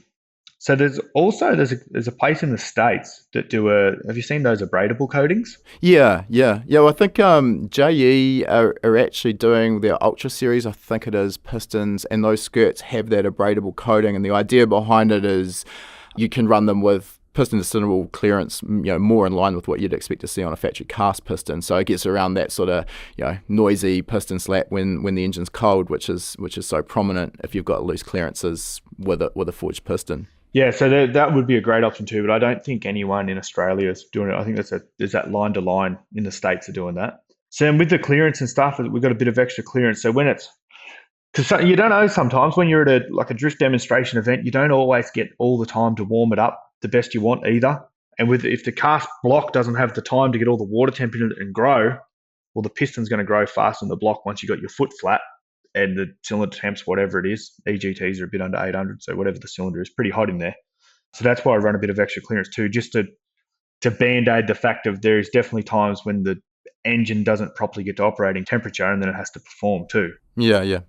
Let's just talk a little bit about the differences with the likes of piston to cylinder wall clearance between a factory cast piston and the likes of aftermarket forged pistons. And there's two typical materials we see with forged pistons, but the top shelf, the strongest, is the 2618 alloy, which has a higher thermal expansion coefficient than a cast piston. Hence, we need this larger piston to cylinder wall clearance. So I think where I'm going with this is a lot of people building a mild to even moderately modified engine with more power than stock think that one of the first essential modifications is to jump to a forged piston. And I mean, in some cases, there are engines where genuinely the factory pistons are known to be basically made out of glass, and you add another 50 or 60 horsepower and you risk losing the piston. Clearly, in that case, you've got no option. But I mean, I've taken, and we're getting away from LS here, but 4G63 Mitsubishi, I've made, I think it was about 800 horsepower on a stock short block for a guy who had dreams of beating the stock block world record. We didn't get there, but the engine held together. And again, that's on a factory cast piston. There's some special tuning bits that I did in there to try and keep the engine alive in terms of, manipulating the torque curve and reducing the peak torque. But yeah, what's your take on this forged versus cast, and is forged always a superior option? Well, a lot of the stuff I do is usually a competition engine, so I mean it goes the way of forged makes sense. But for a street engine, most street stuff, especially if it's getting driven all the time, because no one probably thinks about either the fatigue. Like a 2618 can handle less heat cycles than a 4032, which is the other common forged piston. And then obviously a cast piston, well, they're probably good for obviously a lot more heat cycles again. So any street car that's seeing a lot of drive cycles, like a lot of heat cycles and stuff like that, and on the street, you're probably, even if you make big power, you're never actually using the big power. In most street applications, cast is probably fine. Like an LS with a camshaft and that, if you want to give it a refresh and a rebuild, you've probably got no dramas just running a 5-thou oversized Hypertechnic or cast piston's probably fine. Whereas something that's copping a decent flogging and needs that extra safety margin, I guess, and the extra strength and the sort of, if you think of the piston's a bit softer, I guess, in a way, you can give the thing a bit of a rattle, not that you ever want to, but they can see a bit of a rattle or ping or detonation, and then you can still drive after it. Whereas you get a cast piston on the limit and you give it a bit of a rattle, she's all over. Yeah, the tuning envelope definitely gets a lot narrower, and you definitely want to be on top of your game in terms of making sure your fueling's on point, and as you mentioned there specifically, your ignition timing, and stay away from knock. And as the cylinder pressure and hence power increases, the chance of you breaking a cast piston with just a very minimal amount of detonation is pretty high compared to the forged piston. As you mentioned, you obviously don't want to be running the engine into knock anyway, but the forged piston just gives you that kind of bit of a safety backstop there. It's probably not going to break immediately. Yeah, it's a safety margin because, I mean, things can, like, you never want to knock anything, but things can happen. You can have people without safeties, they can be not running fuel pressure to the ECU, things like that, and you can get a bit of a block fuel filter or whatever, and it's going to knock. When it's lean, if the timing's somewhere on the money, it's probably going to knock. So that's where you can get through that, and a forged piston will sort of help you with the safety margin, and a 2618 especially. Yeah. In terms of that piston to cylinder wall clearance you just mentioned, so how would you manipulate that? Let's say you are building a turbocharged or supercharged street engine versus your drift engine. Would you close up that piston to cylinder wall clearance for the street application a bit? Probably. And another thing where you close it up a couple thou is any aluminium block stuff, because the actual bore, it grows a lot too. So that's why, I mean, 5.5 sounds like a big number when you're looking at most LS stuff, but you've got to take into account as well of how stiff that dart block is and how thick the cylinder walls are, and all.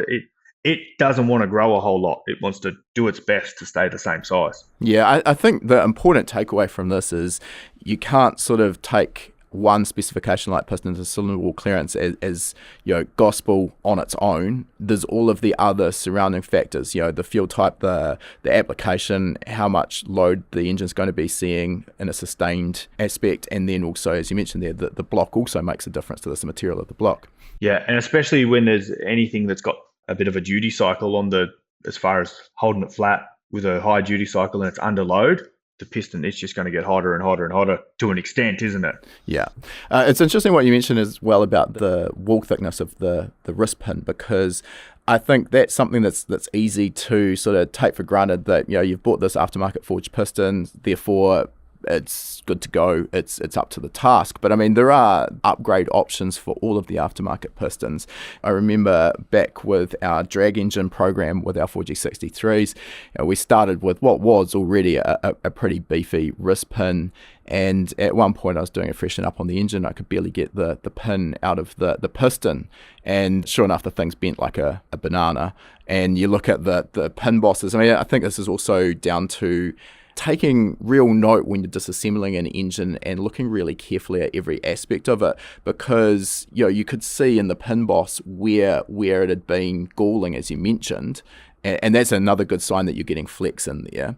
The other one that I've just come across with our SR20 VE Turbo Endurance engine, we just did a freshen up on that, and I'm very lucky I did it when I did. Number 4 piston, I'd heard on a cold start I'd heard that it was down a little bit in compression on one cylinder. And I think as a tuner, that's something I'm always listening for. What does the engine sound like during cranking? And you get a bit of a sensitive ear. You can hear when it's uneven, and that's never a good sign. We'd had some issues with valve seats moving around in that engine previously, so I put it down to that, but it didn't matter. It was getting a freshen up, so happy days. Anyway, I pulled the cylinder head off, and here's this crack on the crown of number 4 piston that goes right the way through the piston. And obviously I'm like, what is going on here? Like, probably a lap away from the whole thing exiting the block. So very, very fortunate there. And the outcome with that, after we got into it, the other 3 pistons, 2 of them had also cracked, and it was just along the edge of the pin boss where it met the underside of the crown. That's where the crack had actually started, and then it propagated from there. And a bit of sort of investigation, talking to a few people about it, and it's the factory or the shelf wrist pin for that particular CP piston is just not strong enough. Yeah, well, the first experience I had with it, so that Hilux that I had on my P-plates, I've still got that. And that's a full race car now. It's competed at World Time Attack and everything. So back in the day, it had a turbo LS in it, and just a budget turbo LS. It had a SRP forged piston, and they've only got a 150 wall pin. And same thing, I pull it apart for a freshen up, because I'm thinking, start doing the right things. We'll pull it apart. We'll have a look. We'll learn something about it. And same thing, I thought, God, these pins are hard to get out. Then you roll them across the bench or on your flat stone or whatever, and they're not straight anymore. Same sort of scenario as you pull the pins out and you go, oh. And that thing had been in tune good its whole life. It hadn't copped any pings and stuff. It was just cylinder pressure was bending pins. Yep, it'll happen. Another one that has caught me out, fortunately many, many years ago, I learned my lesson. I was rebuilding an engine for one of my customers, and on face value, it looked like the pistons were in reasonable shape and would do another turn. And it wasn't till sort of I had most of the parts back from machining and was ready to start looking at assembly, and had a better look at these pistons and went to take the rings off, and one of the rings is like jammed in the grooves, and quickly realized that it's actually been suffering from detonation, and it'll close up those ring grooves. So you always want to I always check now when I'm pulling an engine apart, are the rings moving nice and freely on the piston, and if they aren't, that can be another sort of cause for concern. Yeah, definitely. And if you're seeing the same engine back multiple times, which a lot of mine I do get the chance to see them again because I'm doing the freshen ups, not only my own personal ones, but ones I do for customers, you can measure your ring free gap as well. So if you jot that down somewhere, I do an Excel spreadsheet with all my measurements and all my different stuff that I measure, and I'm always adding new stuff. I think, you know what, we should start looking at that. So you measure that end gap, the free gap, and then when you pull that same ring out, you can measure the free gap as well and work out if it's relaxed and pulled in, similar to what you're talking about, but when it's not quite being that bad. Yeah. Okay, one other aspect with just using factory parts for an LS, and I'm interested, obviously plenty of people putting superchargers or turbos on LSs with stock internals. They're not going crazy with them. And when we're looking at something like the piston to cylinder wall clearance, which we already talked about, that's sort of related to how much heat the piston's going to be exposed to. So we add heat into the combustion chamber, we may need to address the piston to cylinder wall clearance. The other thing is ring end gap as well. The more heat that the rings are exposed to, the more they're going to expand, and they can get to a situation where they're going to butt together. So, for a mild turbo or supercharged build where we're not going crazy and not putting a full rotating assembly into the engine, do we need to address these aspects and loosen things up a little bit? Or is there enough sort of margin, I guess, in GM's sort of build that it will allow for this without catastrophes? That's a tough one. And not everyone's probably going to agree with what I might say here. But we've pulled a few brand new engines apart to do different things with. And you think, what's GM do? Let's measure up. So a common stock LS3 ring gap for the top ring, I've measured 5 and 6 thou plenty of times, which is tight. It's very tight. Super tight. And I'm sure that boosted LSs, they butt the top ring. I'm sure it happens, and it does. But it's surprising that cylinder must grow a fair bit in the aluminium block, whereas you do seem to get away with it on an aluminium block within reason. So I think that's one thing where the LS, and there's plenty of LSs making 1,000 horsepower that have never had the rings out of them. And probably another thing that helps that too is most 1,000 horsepower LSs do it for 6 seconds on the dyno. That was exactly what I was just about to say. I mean, it comes down to that sustained wide open throttle abuse just isn't happening. You've got a dyno queen or, something that's going to have a quick, 3 to 5 second squirt of full power. It's not that sustained exposure to temperature that's going to cause the ring problem. I mean, to put some perspective around those numbers for those who are fresh to engine building, a good rule of thumb that I've always sort of worked by is sort of 4th hour of end gap per inch of bore. And that generally within reason is going to set you up pretty well. And if you buy a set of aftermarket pistons, they've obviously always come with a guide, and specifically there, that will be a guide based on, is it naturally aspirated, is it supercharged or turbocharged, are we adding nitrous, and it's just again trying to get that ring end gap where it needs to be for the specific application. I do remember years and years ago though, I read it was a dyno test looking at what we actually see in terms of differences as the ring end gap changes. And I think, people think it's probably actually more critical than it is. You're not going to pick up a massive amount of power getting that ring gap as tight as it absolutely can be. And the risks, of course, if they butt, it's not going to end well. Yeah, the risk versus reward's not there, is it? Yeah. But I mean, the flip side is if you've got a super loose ring end gap, well, yeah, maybe you're not giving away a huge amount of power. The blow-by into the crankcase is going to increase, and then you've got to evacuate that. So, I mean, I'm not advocating for... Not make everything big, but... Yeah. But 1 or 2 thou here and there it's not be all and end all. No. I think that's something that's important for those who are fresh to it to understand. Don't beat yourself up too hard. It's not as critical as maybe you think. Speaking of clearances, let's move down to the crankshaft and the bearing. So we've sort of already talked about this a little bit. You've got this cast iron aftermarket block. So you've already mentioned that main tunnel rigidity is greatly improved over a stock LS. But again, is it safe for me to assume you are setting those bearing clearances a little looser than the GM factory manual would suggest? Yeah, so with my Hilux, it does sort of 8,500 revs as well. Naturally aspirated deal now that does a heap of revs. So that's where I learnt that 4-inch cranks weren't the go for making power and revving all at once. You can't have everything. I mean, a 4-inch billet crank in a drag application or something's probably fine, but when you've got just a shelf forged crank, they still do the wet noodle thing. And the main spot you see it, and the Sylvia does the same thing as the Hilux does, as far as I see similar trends in the bottom end. Number 2 and 4 main is where it does the most flexing, because just however it goes on, that's where the harmonics, that's where they end up. So you always do something, you always try and give them an extra few tenths if you can. And then like a stock LS can be as tight as 1 thou on the mains, because that grows so much and everything. And I try and keep most of my naturally aspirated stuff with a factory style block, like I do a lot of off-road buggies and stuff like that for the 6 litre class, where we use a factory LS3 block and then pull a bit of stroke out. I try to keep them under 2, and then just make sure that to some extent the engine gets warmed up before they go and flog it. So they've got oil heaters and all that sort of thing. Whereas when you've got components that aren't up to the task, but you still want to do the revs, because that's what we want to do. We always want to do more than what we can do.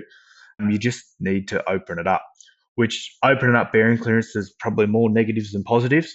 But if you don't open it up, it touches. Then there's nothing you can do about that. No, it's not going to last very long if you end up with metal-to-metal contact of the bearing. Yeah, no, and if you're under 3 on an iron block deal and you're revving the thing, it's pretty well you're gonna see witness marks. So you need to be just above 3, not too much above 3, but about 3 thou on the mains is sort of about the nominal number.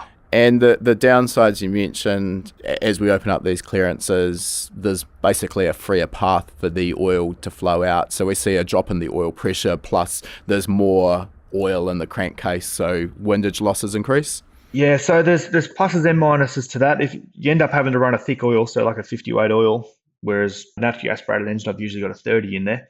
So that thick oil, if you run a 50 weight oil with my smaller clearances, what happens there is that the oil can't fit through. So it spends longer in the journal and gets hotter at the bearing to crank area. So you start getting that oil starts pouring out of there. And then the biggest issue you get is that you've got between a bearing journal and a bearing, the rod to the journal, however you want to think about that, there's a hydrodynamic wedge. So the tighter you can have that clearance, the wider section that rod gets to run on. So you've got to get rid of the clearance because it's going to touch. But as you get rid of the clearance, you need to run a thicker oil, which still ends up fairly thin as it gets hot. So you end up with the next drama you see is you stop the crank touching it. Then you get funny wear patterns because your wedge gets small. So you're trying to distribute extra load because you're running the engine harder onto a smaller surface.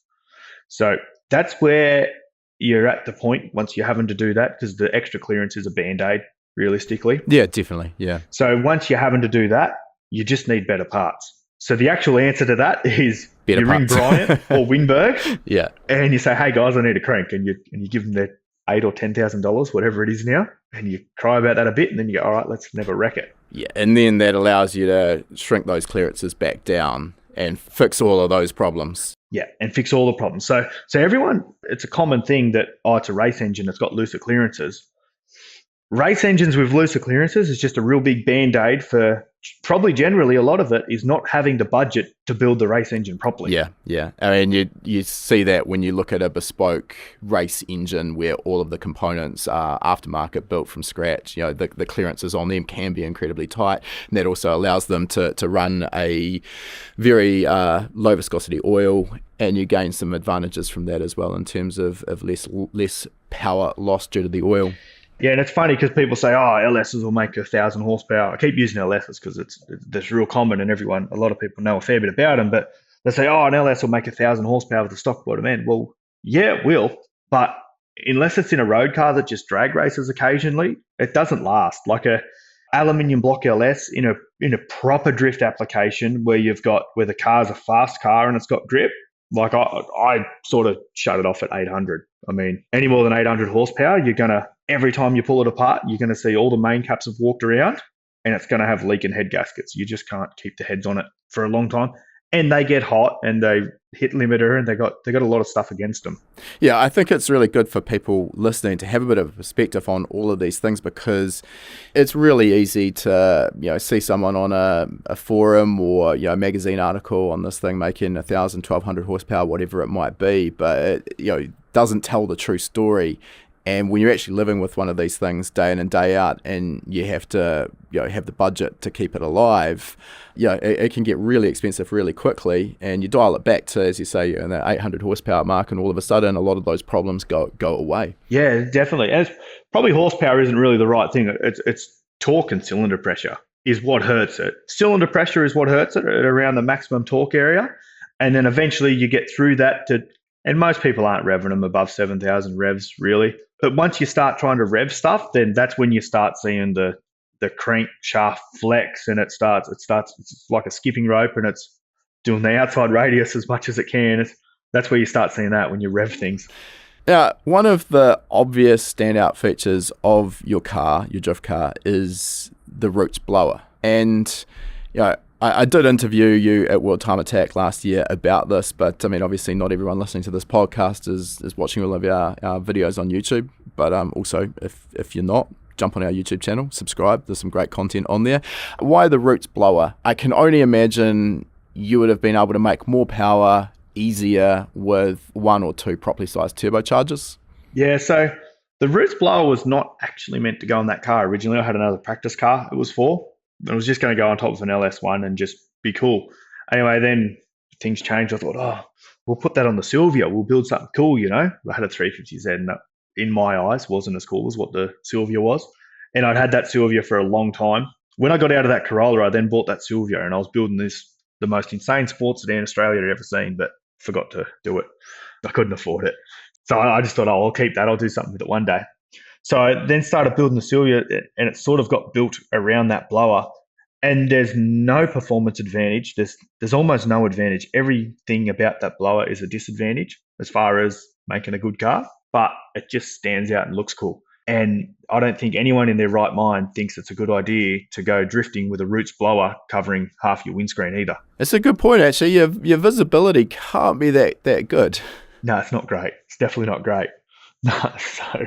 All right, well, let's talk about why these roots blowers aren't now the go-to choice. So obviously when we compress air, no matter how we do it, a byproduct of that is we're going to increase the heat of the air. That's a given, it's physics, we can't get around it. However, depending on how we're compressing that air, some forms of supercharging, turbocharging, etc., are more efficient. They add less additional heat over and above what physics dictates than others. And the Roots blower's not really stacking up too well in that respect. No, especially my Roots blower. It's a proper truck. Yeah. And then on top of this, I mean, I have had very limited experience tuning engines with a root style blower on it, but generally you also want to introduce fuel before the blower because that actually helps seal the two lobes of the blower and prevent sort of a leakage path, and that helps improve the efficiency. And that can be challenging, very difficult to do with fuel injection. So talk us through what you've done to sort of get around that problem. So we've got 16 injectors, because obviously when if you were to in a perfect world, you could argue that if you can inject it all on top is kind of better because you get more of so we don't have an intercooler, so all our intercooling is from the fuel, and the fuel it pulls the temperature out of the air. I'm sure there's a proper terminology for that. Yeah, it goes through a phase change from a liquid to a vapor, and as it does that, it pulls that heat out of the hot air. So same sort of concept as how water methanol injection works as well. Yeah, exactly. So we've got the injectors on top, which they probably do, depending what part of the map, it's all different. So closer to idle, I let the port injectors do a little bit more just to keep it, because it's just messing around doing whatever. As you roll in, it pretty well transitions up to the top injectors.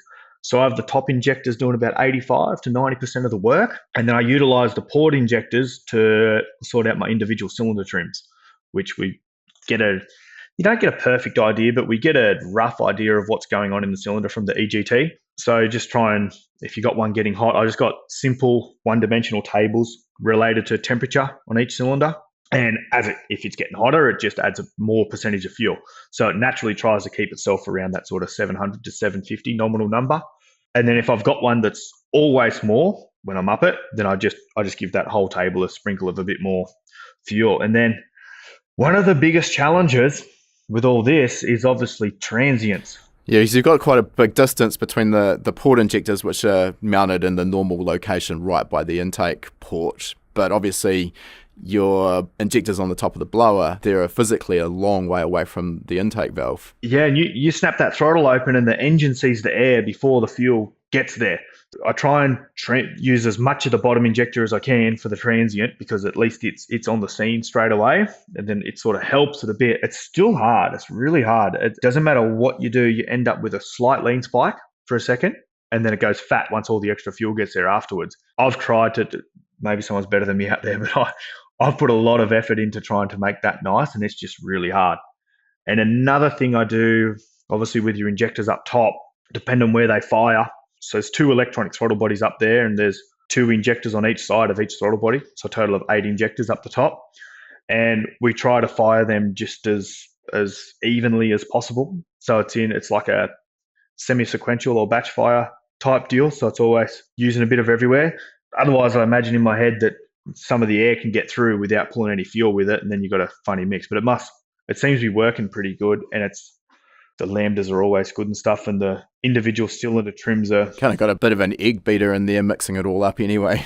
Yeah, it mixes it up pretty well. Some people struggle with it, and it wasn't easy. And the main part of what was hard was all that, the steady state stuff you can get good, but the transient stuff is hard, and it's been good for a while now. I haven't had to touch it. And another thing, which is really hard to wrap your head around, is the speed of the transient. So the derivative of the RPM change. So if you have a fast RPM change versus slow RPM change, it changes the transient feeling so much, like more than what you'd normally expect. And depending on what the intake air temp was in the blower before you've made the change, because I can be, if I'm idling, and you see this on logs from dyno runs or the part throttle, it'll be intake air temp be 60, 70 degrees. That's a common number. Then as I roll my foot in, it comes straight down. As the boost comes in, it starts making power. It'll come down to nearly ambient. Really? Every time. Okay. Yep. So I bed the new engine in the other day, and we're like 60 degrees air temp sitting there idling. Then as I put my foot flat, it comes down to about 35 it was. I'm probably 27 degree day here. and just flatlines at 35. And it'll just sit there. So all of the time that engine spends getting used, probably like when it's under load, it's pretty well within 10 or 15 degrees of ambient as far as the intake air temperature. Impressive with no actual intercooler. No actual intercooling, yeah. And the term that I was scrambling to find before when we were talking about the effect of the fuel cooling is that latent heat of vaporization. So that defines how the fuel will actually pull heat as it goes through that phase change. Yeah. Yeah, so then it's on E85, which then methanol would be better, again, obviously, as it's probably common knowledge. So the alcohol in that fuel, it wants to just does a pretty good job of pulling all the temperature out of that air. Then another thing I do to try help that intercooling effect is run it pretty well. I don't run it like not overly rich, but on the fatter side, I'll keep giving it fuel until it really wants to fall over as far as power goes. So I don't give it fuel until it loses power, but I'm on as far as you've got your window, you've got your margin that you can run in. You're not chasing that lean edge. No, I'm on the fat side of it. And the more fuel you can put in, the more energy of fuel you've got to pull the temperature energy out of the air, which helps it. Yeah, that makes a lot of sense. Probably one of the biggest secrets to the reliability and everything of running a roots blower like we do is the fact that it's underdriven. It's underdriven 10%, which isn't a huge underdrive given the engine RPM, but we're only running like 7 or 8 pounds of boost. Because it's so inefficient compared to a good roots blower with Teflon and like a high helix blower and stuff, or like say a Harrop blower or Magnuson or whatever, like a screw style blower, or turbos are obviously even better again. So the secret is that the less compressing, it's probably not a secret, it's just physics, the less compressing you can do of that air, the less temperature you make for starters, and the easier it is on everything. Yeah, and 7 to 8 psi. It's probably it's definitely not doing a lot of heavy lifting there. No, it's doing it pretty easy. And then we sort of use the RPM of the engine as well to make a lot of that power. Like 8 psi on an LS making 800 horsepower probably isn't two common numbers that go with each other. Wouldn't have thought so. No, but it seems to work. All right, let's move on, Mitch, and I want to get a bit of insight into what Pullen Spec Engines is. So can you give us sort of the 30,000 foot view? Where's it located? How many staff? What's the size of your facility for a start? So we've got a new shop that we've just set up, which is just for the Pullen Spec stuff. And we also do some aircraft engines as well, which we can maybe touch on. So the Pullen Spec side of things probably do high class, I guess, or bespoke LSs. So I've done a lot of just putting cams in LSs and all that sort of stuff, but that's not what we're trying to do now. So we're just doing the nice competition engines, like all dry sump stuff, all good quality components. So you put good stuff in, good stuff comes out, I guess you can say. So that's what we're doing there.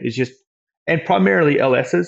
Obviously, I do a few drift engines, been involved with drift stuff. That makes sense. We do some circuit stuff, a lot of off-road buggies as well, we seem to be doing lately.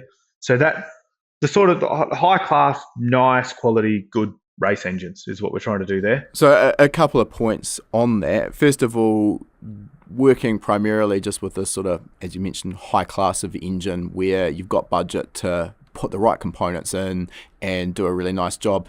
Sort of a knock-on effect from that, I'm guessing you're getting better results out the end of that, and the engines are lasting better, helps your reputation? Exactly. So not everyone's, so we do a lot of stuff, so I don't have to necessarily rely on building engines for an income, if that makes sense. So what that is a luxury to me is I can be a little bit picky and only do good engines. And if you do good engine, if you've got a bit of an idea what you're doing and you do engines with all good stuff and they're operating within what you've designed it to operate within, you build the engine, it goes like an off-road buggy, for instance. You build it to the spec. So I've got like a 600 horsepower flywheel spec for them that we do. And they go out and they do their job and they come back and everything you expect is what you see, unless something happens. Oh, and there's always some kind of potential black swan event that you can't foresee when you're assembling them, but hopefully those are the exception, not the norm. Yeah, but definitely your customer base can make who you are as an engine builder or tuner or anything that you're doing. Like, it's no different to if you've got a customer that wants to put a good ECU in and they want EGTs and they want coolant pressure and they're happy to put the money into all that stuff and a good loom and all the things that make things good, all of a sudden you look like a better tuner without necessarily being better. Not to say anyone's bad, but The other sort of unintended consequence of this is generally, at least I found, you end up making more money from those jobs as well. We kind of went through I think the usual sort of growing pains of building up a tuning business. And, to start with, obviously you kind of have to take in every job that comes through the door. But you sort of quickly realize that, no disrespect, obviously every enthusiast has a budget and you can only work to the budget that you've got. I totally get it. I was there once as well, but you quickly realize that dealing with the enthusiasts that have sort of champagne dreams and maybe a beer budget at best, it just never really ends well for anyone. It doesn't. And a common thing I see with building engines is, let's say an engine's $40,000. If you've got the $40,000 engine budget, no one thinks about, and it's not documented well.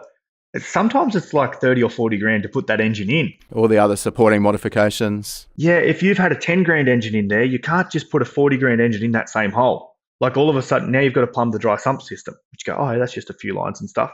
But if you don't use good quality plumbing and do that right, that wrecks the engine. Then you need a good fuel system. If you don't do that right, wrecks the engine. Then you've got the harness and trigger issues, and like, to do things really nice and reliable, it just costs lots of money, and there's no way to change that. Yeah, I think you did right there. That is easy to completely overlook, but when you've got a really nice engine, it kind of drives the choice that you make for all of the other supporting components, like your fuel system and your dry sump system. So you kind of, your hands forced right from the get-go. Another thing that I think's also worth enthusiast understanding is that the cost of maintaining that engine. It isn't a one-off cost. You buy an engine. That's your job's not done there. If you're using it in a competition like it's meant for, it's not going to last forever, no matter what components are in it or who built it. It's going to need maintenance, and maybe that's once a season it goes back for a freshen up. So we need to sort of factor that in as well. And that's a really hard one too, because you get like your average cammed LS in a club race car with a wet sump. And they get in it and they start it and they don't bother about nothing and they race it. And the thing could last 3 years. Could last longer. Who knows? They do last a long time. And then you go, all right, this engine's 3 times as much money, but you've got to bring it back 3 times as often. It doesn't make sense to them, but it's a hard one to explain. Well, and you don't even necessarily need to bring it back because it's got problems. But if we don't keep on top of stuff, when it does have a problem, it's going to be a big problem. Like even as simple as, every time one of my engines run oil, I always want to see the oil filter, because if you have any little issue, like you got your logging, which tells you a lot of stuff, providing they don't delete it, trying to get it out, which happens sometimes, and then you got to cut the oil filter every event. They go, oh God, I've got to buy an oil filter every time I drive it. It's like, well, yeah. It's a pretty small expense. A small expense, exactly. And then priming oil pressure up. Every time you start the engine, you got to take the belt off. You either run your belt to another pulley with a drill, or you need to spin the oil pump. They're like, oh God, that's a big job. Then you got to heat the oil up as well. So you get a lot of customers that they want all this power, and even if they got the budget for it, sometimes they don't really fully understand the workload that comes of actually running an engine at that level. Yeah, exactly. And especially once it's a solid roller and stuff, like then you got to be keeping on top of valve clearances. Like it compounds and compounds the amount of work. And to an extent, for the average club racer, it probably takes the fun out of it eventually. Yeah, I think so. I think that side of kind of educating the customer on what they're signing up for is really important as well. First of all, it's going to protect your name, because if they're not prepared to do all of that, you probably don't really want to be selling them an engine. It's going to go bad. And also it just sets their expectations right from the get-go. Hey, like, if you want to do this, that's fine, let's go, but here's how you're going to have to deal with this. Are you up for it or not? Yeah, because you're right. It's you don't sort of turn up to an event, unload it off the trailer, fire it up, and head out for a first lap. It's probably an hour's work to kind of get it to a point where it's ready for a startup. It is, and it's a proper hour. And a lot of things, like depending what front splitter and stuff they got on them, you can't always get to the oil pump, and you can't do all them. So then you're having to put the car together at the event, and it's a lot for some people. Which for me, I've always been so into it that was just part of it. I'd never thought of it. But as I got more and more customer base, I'm thinking, oh God, this is actually a really big challenge for some of these guys. So I'm getting better at talking to before we go and build this great 600 horsepower at the wheels LS for a circuit car. Do you understand what actually needs to happen here. Yeah. Case in point there, I mean, it's not specifically my engine, but that's one of the things that kind of started to wear thin a little bit for me with drag racing was with my particular car, the only way we could keep the drivetrain together was to slip the hell out of the clutch, and it had a triple plate clutch in it. You'd get 10 passes out of a clutch, but that was the only way we could make it, A, go down the strip fast, and B, not destroy all of the drivetrain. So that's fine. I mean, okay, we'll do a clutch. No worries. But the problem was, and it's not my fabricator's fault, it just was we didn't know what we didn't know. When the front end of that car was tube framed, the way it was designed meant that you couldn't pull the gearbox without pulling the engine. Absolute stupidity looking back on it, but, it just wasn't something that was factored in. And, that was a 6 or an 8 hour job. And you're doing this literally every time you run the car, and you're like, yeah, I don't know if the juice is worth the squeeze on this one anymore. Exactly. Same as with some of my customers. Like when you make big power, you need to do the revs to make the power. Then part of doing the revs is if you've got a 9-inch clutch in there, the centrifugal force makes the fins, they all go funny. Then you can't use the clutch anymore, so you need a 7 1/4. Then they want to load their car on the trailer.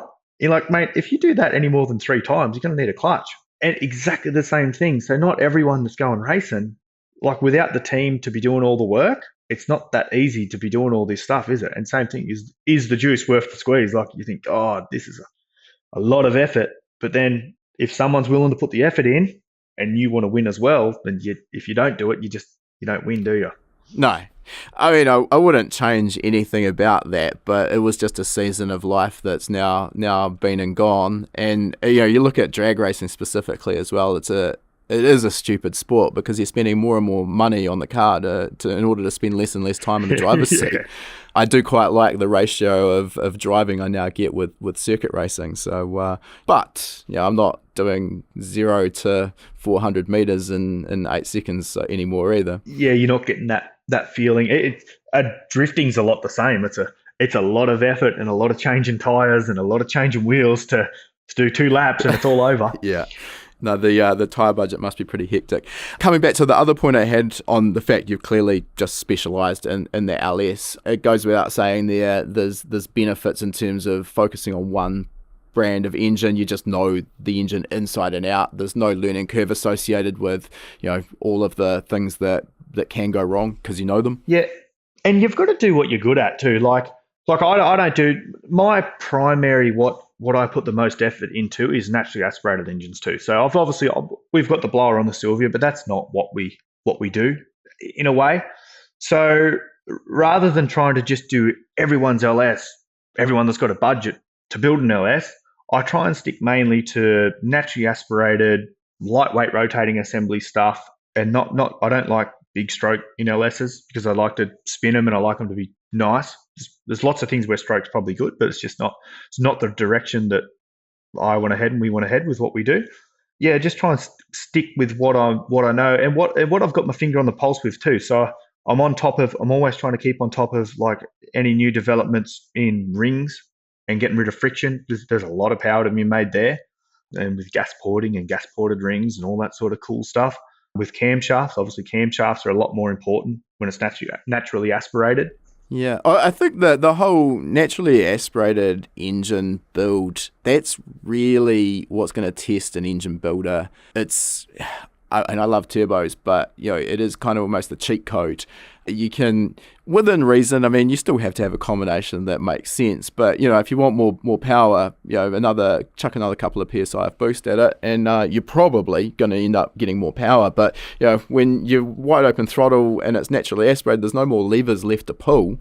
Everything has to work in harmony in order to get that sort of the synergy and the result that you want. Yeah, and that's like a lot of my engines have individual throttle bodies and stuff on them, so you can get into the third wave as well. So you get this extra run up top if you got all your lengths and stuff somewhere on the money and it works, where you get into the... As you're talking the tuning of the trumpet length. Yeah. Which it doesn't always, within reason, it does what you expect a lot of the time, but it doesn't, like shorter doesn't always just go better up top either. There's all sorts of things that happen. But if you can find yourself into what they call the third wave, you've probably explained it better than me. There's you'll see with trumpets, you'll see 3 torque peaks if you make it to the third one. A lot of the time you only get to the second one.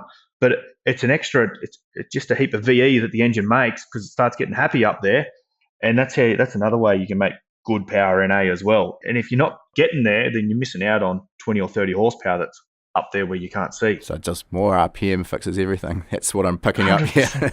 Yeah. If you can keep spinning it and keep it together, it's good. Okay. All right, Mitch, I'm just aware of the time here, so I think we'll move towards wrapping this thing up. I think we could probably go another hour or two at this rate, but I do want to respect your time. So we'll get into our closing stage here, and we've got the same three questions we ask all of our guests. The first of those is, what's next in the future for you? So we're going to keep doing, obviously, we'll be doing LSs for a while, the nice ones. We're also doing a lot of experimental aircraft engines. So depending how things go, that could take over a lot of the LS stuff. We'll still always do them, but it might we might be 70% aircraft, 30% LSs. Let's dive into that a little bit. You did mention that before, and I did have the pleasure when I was on the Gold Coast a little while back of actually going for a ride in an extra 330 aerobatic plane with your father, and that was pretty impressive. And I noticed then, we talked about it, the fact it had a Pullen Spec engine in it. My general aviation background is sort of continental and Lycoming engines, which have zero technology applied to them. And I always sort of look at them and think, why can't these be nice and modern and efficient? But the flip side of that is they just do what it says on the label. They go forever. And reliability is probably worth more than power and efficiency in an aircraft, because you can't just pull over to the side of the sky. It doesn't really work like that. So I can only assume there's a bit of liability when you start dealing with aircraft engines. Yeah, definitely. So we've got aircraft engine dyno as well. Okay. So some of them ideas, you get an idea and you think, oh, this is a great idea. And it doesn't always do what you expect it's going to do. So especially in an extra, it's not the easiest thing. If you have an engine failure, you're not always going to put it down safely. So all the bits in that engine are tested and we're confident before it's in there. And we got a whole lot of new stuff ready to try as well once we run it on the engine dyno and get the confidence in it. A lot of what that thing's got to go good, some of it's obviously a bit of porting and stuff like that, not the normal thing that you see. And anyone that hot rods Lycomings, so that engine, it's got a Lycoming in it, a 580 cube Lycoming angle valve thing. So it's real common because the technology hasn't gone real far, but they just give everything compression, which so a standard Lycoming camshaft has 1 degree of overlap. Advertised, not at 50, advertised. So they're about 9-to-1 comp standard, that 580. Yeah. So I'm sure 8.9 actually. I'm sure you can appreciate 11-to-1 compression isn't the answer to make that go good. So what we've done, that's got a bit of porting and stuff. Probably also just worth mentioning for those who've got no clue about aviation engines, that these are a direct drive to the propeller, and there's a limit on the realistic RPM range that we can use, which is generally 2,800 RPM. So, nothing like an automotive engine. So we don't have that benefit of being able to use RPM as a multiplication factor to make horsepower. Exactly. And that makes the fact of, if you just give it lots of compression, makes that worse as well, because you're stuck at that maximum torque type area where it wants to be close to detonating. And they blow cylinders fair out the side of the cow. So what we've done in that is, one of the biggest differences, it's got a custom piston in it, a forged piston that we got done. And it's got thinner rings and gas porting and all that sort of stuff. So, and it makes a massive difference. It's just getting rid of some friction. So standard, and it's got a little bit more comp, but nothing like what you see. It's got a bit over 9 from 8.9, so it's like half a point more sort of thing. And what makes a big difference on that is getting rid of the friction, whereas a standard piston has 2 top rings and they're both the same part number. It doesn't have an oil scraper ring.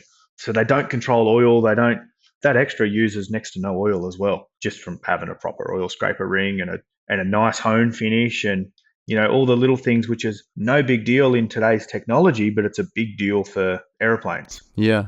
So that, and a little bit of slightly different cam and stuff, which we've got our own billets getting done now, so we'll be able to get real radical. When I say radical from standard, but not radical on more than 1 degree of overlap. More than 1 degree of overlap. There'll be something there to machine it into it. And then we're going to put a nice lightweight valve spring on them, is one of our next differences. And standard, they got like a 1/2-inch stem on the exhaust valve. So we're going to... That's big. It's very big, sodium filled thing, but we're going to pull that back to like 11/32, which in today's technology isn't crazy, but as far as from what they are, it's a big difference. And then they've got like a 716, I think it is, intake. We'll pull that down as well. Might be 3.8 actually. Pull that down to 11/32, and just without going leaps and bounds and getting ahead of ourselves, just putting a little bit of our race engine technology into them. And before you know it, you're going to be massively forward. So this emerging market of aviation engines, are you looking more towards this hot rodding, quite a niche aircraft engine, which is the Extra 330, or extras in general, or are you also looking at just broadly sort of just general overhauls on general aviation engines? Probably if you look at what I've done, I've never done anything too normal. So definitely going towards the experimental market. So we'll have all our certification for all the like the helicopter engines and all the certified stuff. There's a bit of paperwork still going through for that, but primarily focused on the hot rodding, I guess you could say, which isn't necessarily hot rodding as such. It's not normal hot rodding as people say it. It's just getting rid of friction. Yeah. It's one of the biggest enemies in them. You get rid of the friction without having to add cylinder pressure, and the horsepower comes for free. It's just efficiency at the end of the day. Yeah, 100%. Again, one of those areas that's on face value very easy to overlook, just how important the frictional losses are. Yeah, it's easy to think about just trying to make things go better, but let's just get rid of some of the friction and it goes better for free. All right, well, we just went down another huge rabbit hole, so we'll drag it all back. The next of our 3 questions is there any advice you'd give to a younger version of yourself to help reach where you are today in your career faster? And as I'm reading this question out, I'm thinking to myself, well, you started pretty early, so I'm not too sure what changes you can make, but have at it. What would you tell us? Probably in my eyes, I probably got it right to an extent. You just got to put effort in, and don't be afraid of having to read and learn. And before you just go and have a crack at, like, it's great to have a crack at things, but try and tool yourself up the best you can by learning as much as you can about things before you have a crack at it. Like whether it be motorsport related or whatever it might be, financially in life or whatever it could be, just put the effort in to learn and understand things. Because once you learn and understand things, then you can do anything. And I think what I really like about your story is the fact that, everything you're doing here is sort of self-taught. You haven't really kind of gone out for, sort of qualifications, and you've been learning on the job, but also clearly from talking to you for the last 2 hours, it's pretty obvious that you've got a thirst for knowledge and you're very driven to kind of see how things can be done better. But I think that's sort of that passion coming through, and I think if you can do something you're passionate about, the odd story, you'll never work a day in your life. Yeah, and I think what I've done too, I've been lucky to be around a lot of good stuff where I've had the opportunity to learn. And then you just got to not take it for granted. When you're around smart people and good stuff, just anything you can soak in and learn and move forwards. And always, like, just because you're doing something good, it can always be better. So if you're always happy to accept that, hey, I can be better at this, you can be the best and still be better. So just doing that, and don't take for granted what people you've got around you. If you're lucky enough to have the right people around you that are smart, then any knowledge you can absorb or learn or move forwards with, just learn what you can. Yeah, could not agree more. All right, Mitch, our last question for today. If people want to follow you, see what you're up to, etc., how are they best to do so? Yeah, so probably my 2 best avenues, all my racing, running amok, having fun stuff is on my Instagram, which is at Mitch Pullen. Then also any of the Pullen Spec stuff is as an Instagram, which is just Pullen Spec Engines, as well as a Facebook page.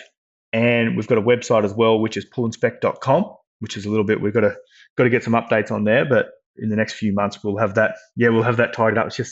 It's hard to keep on top of everything, isn't it? Yeah, no, it really is. I'll chuck in there as well if you want to see some pretty cool aerobatics and see the Extra 330 that we've been talking about.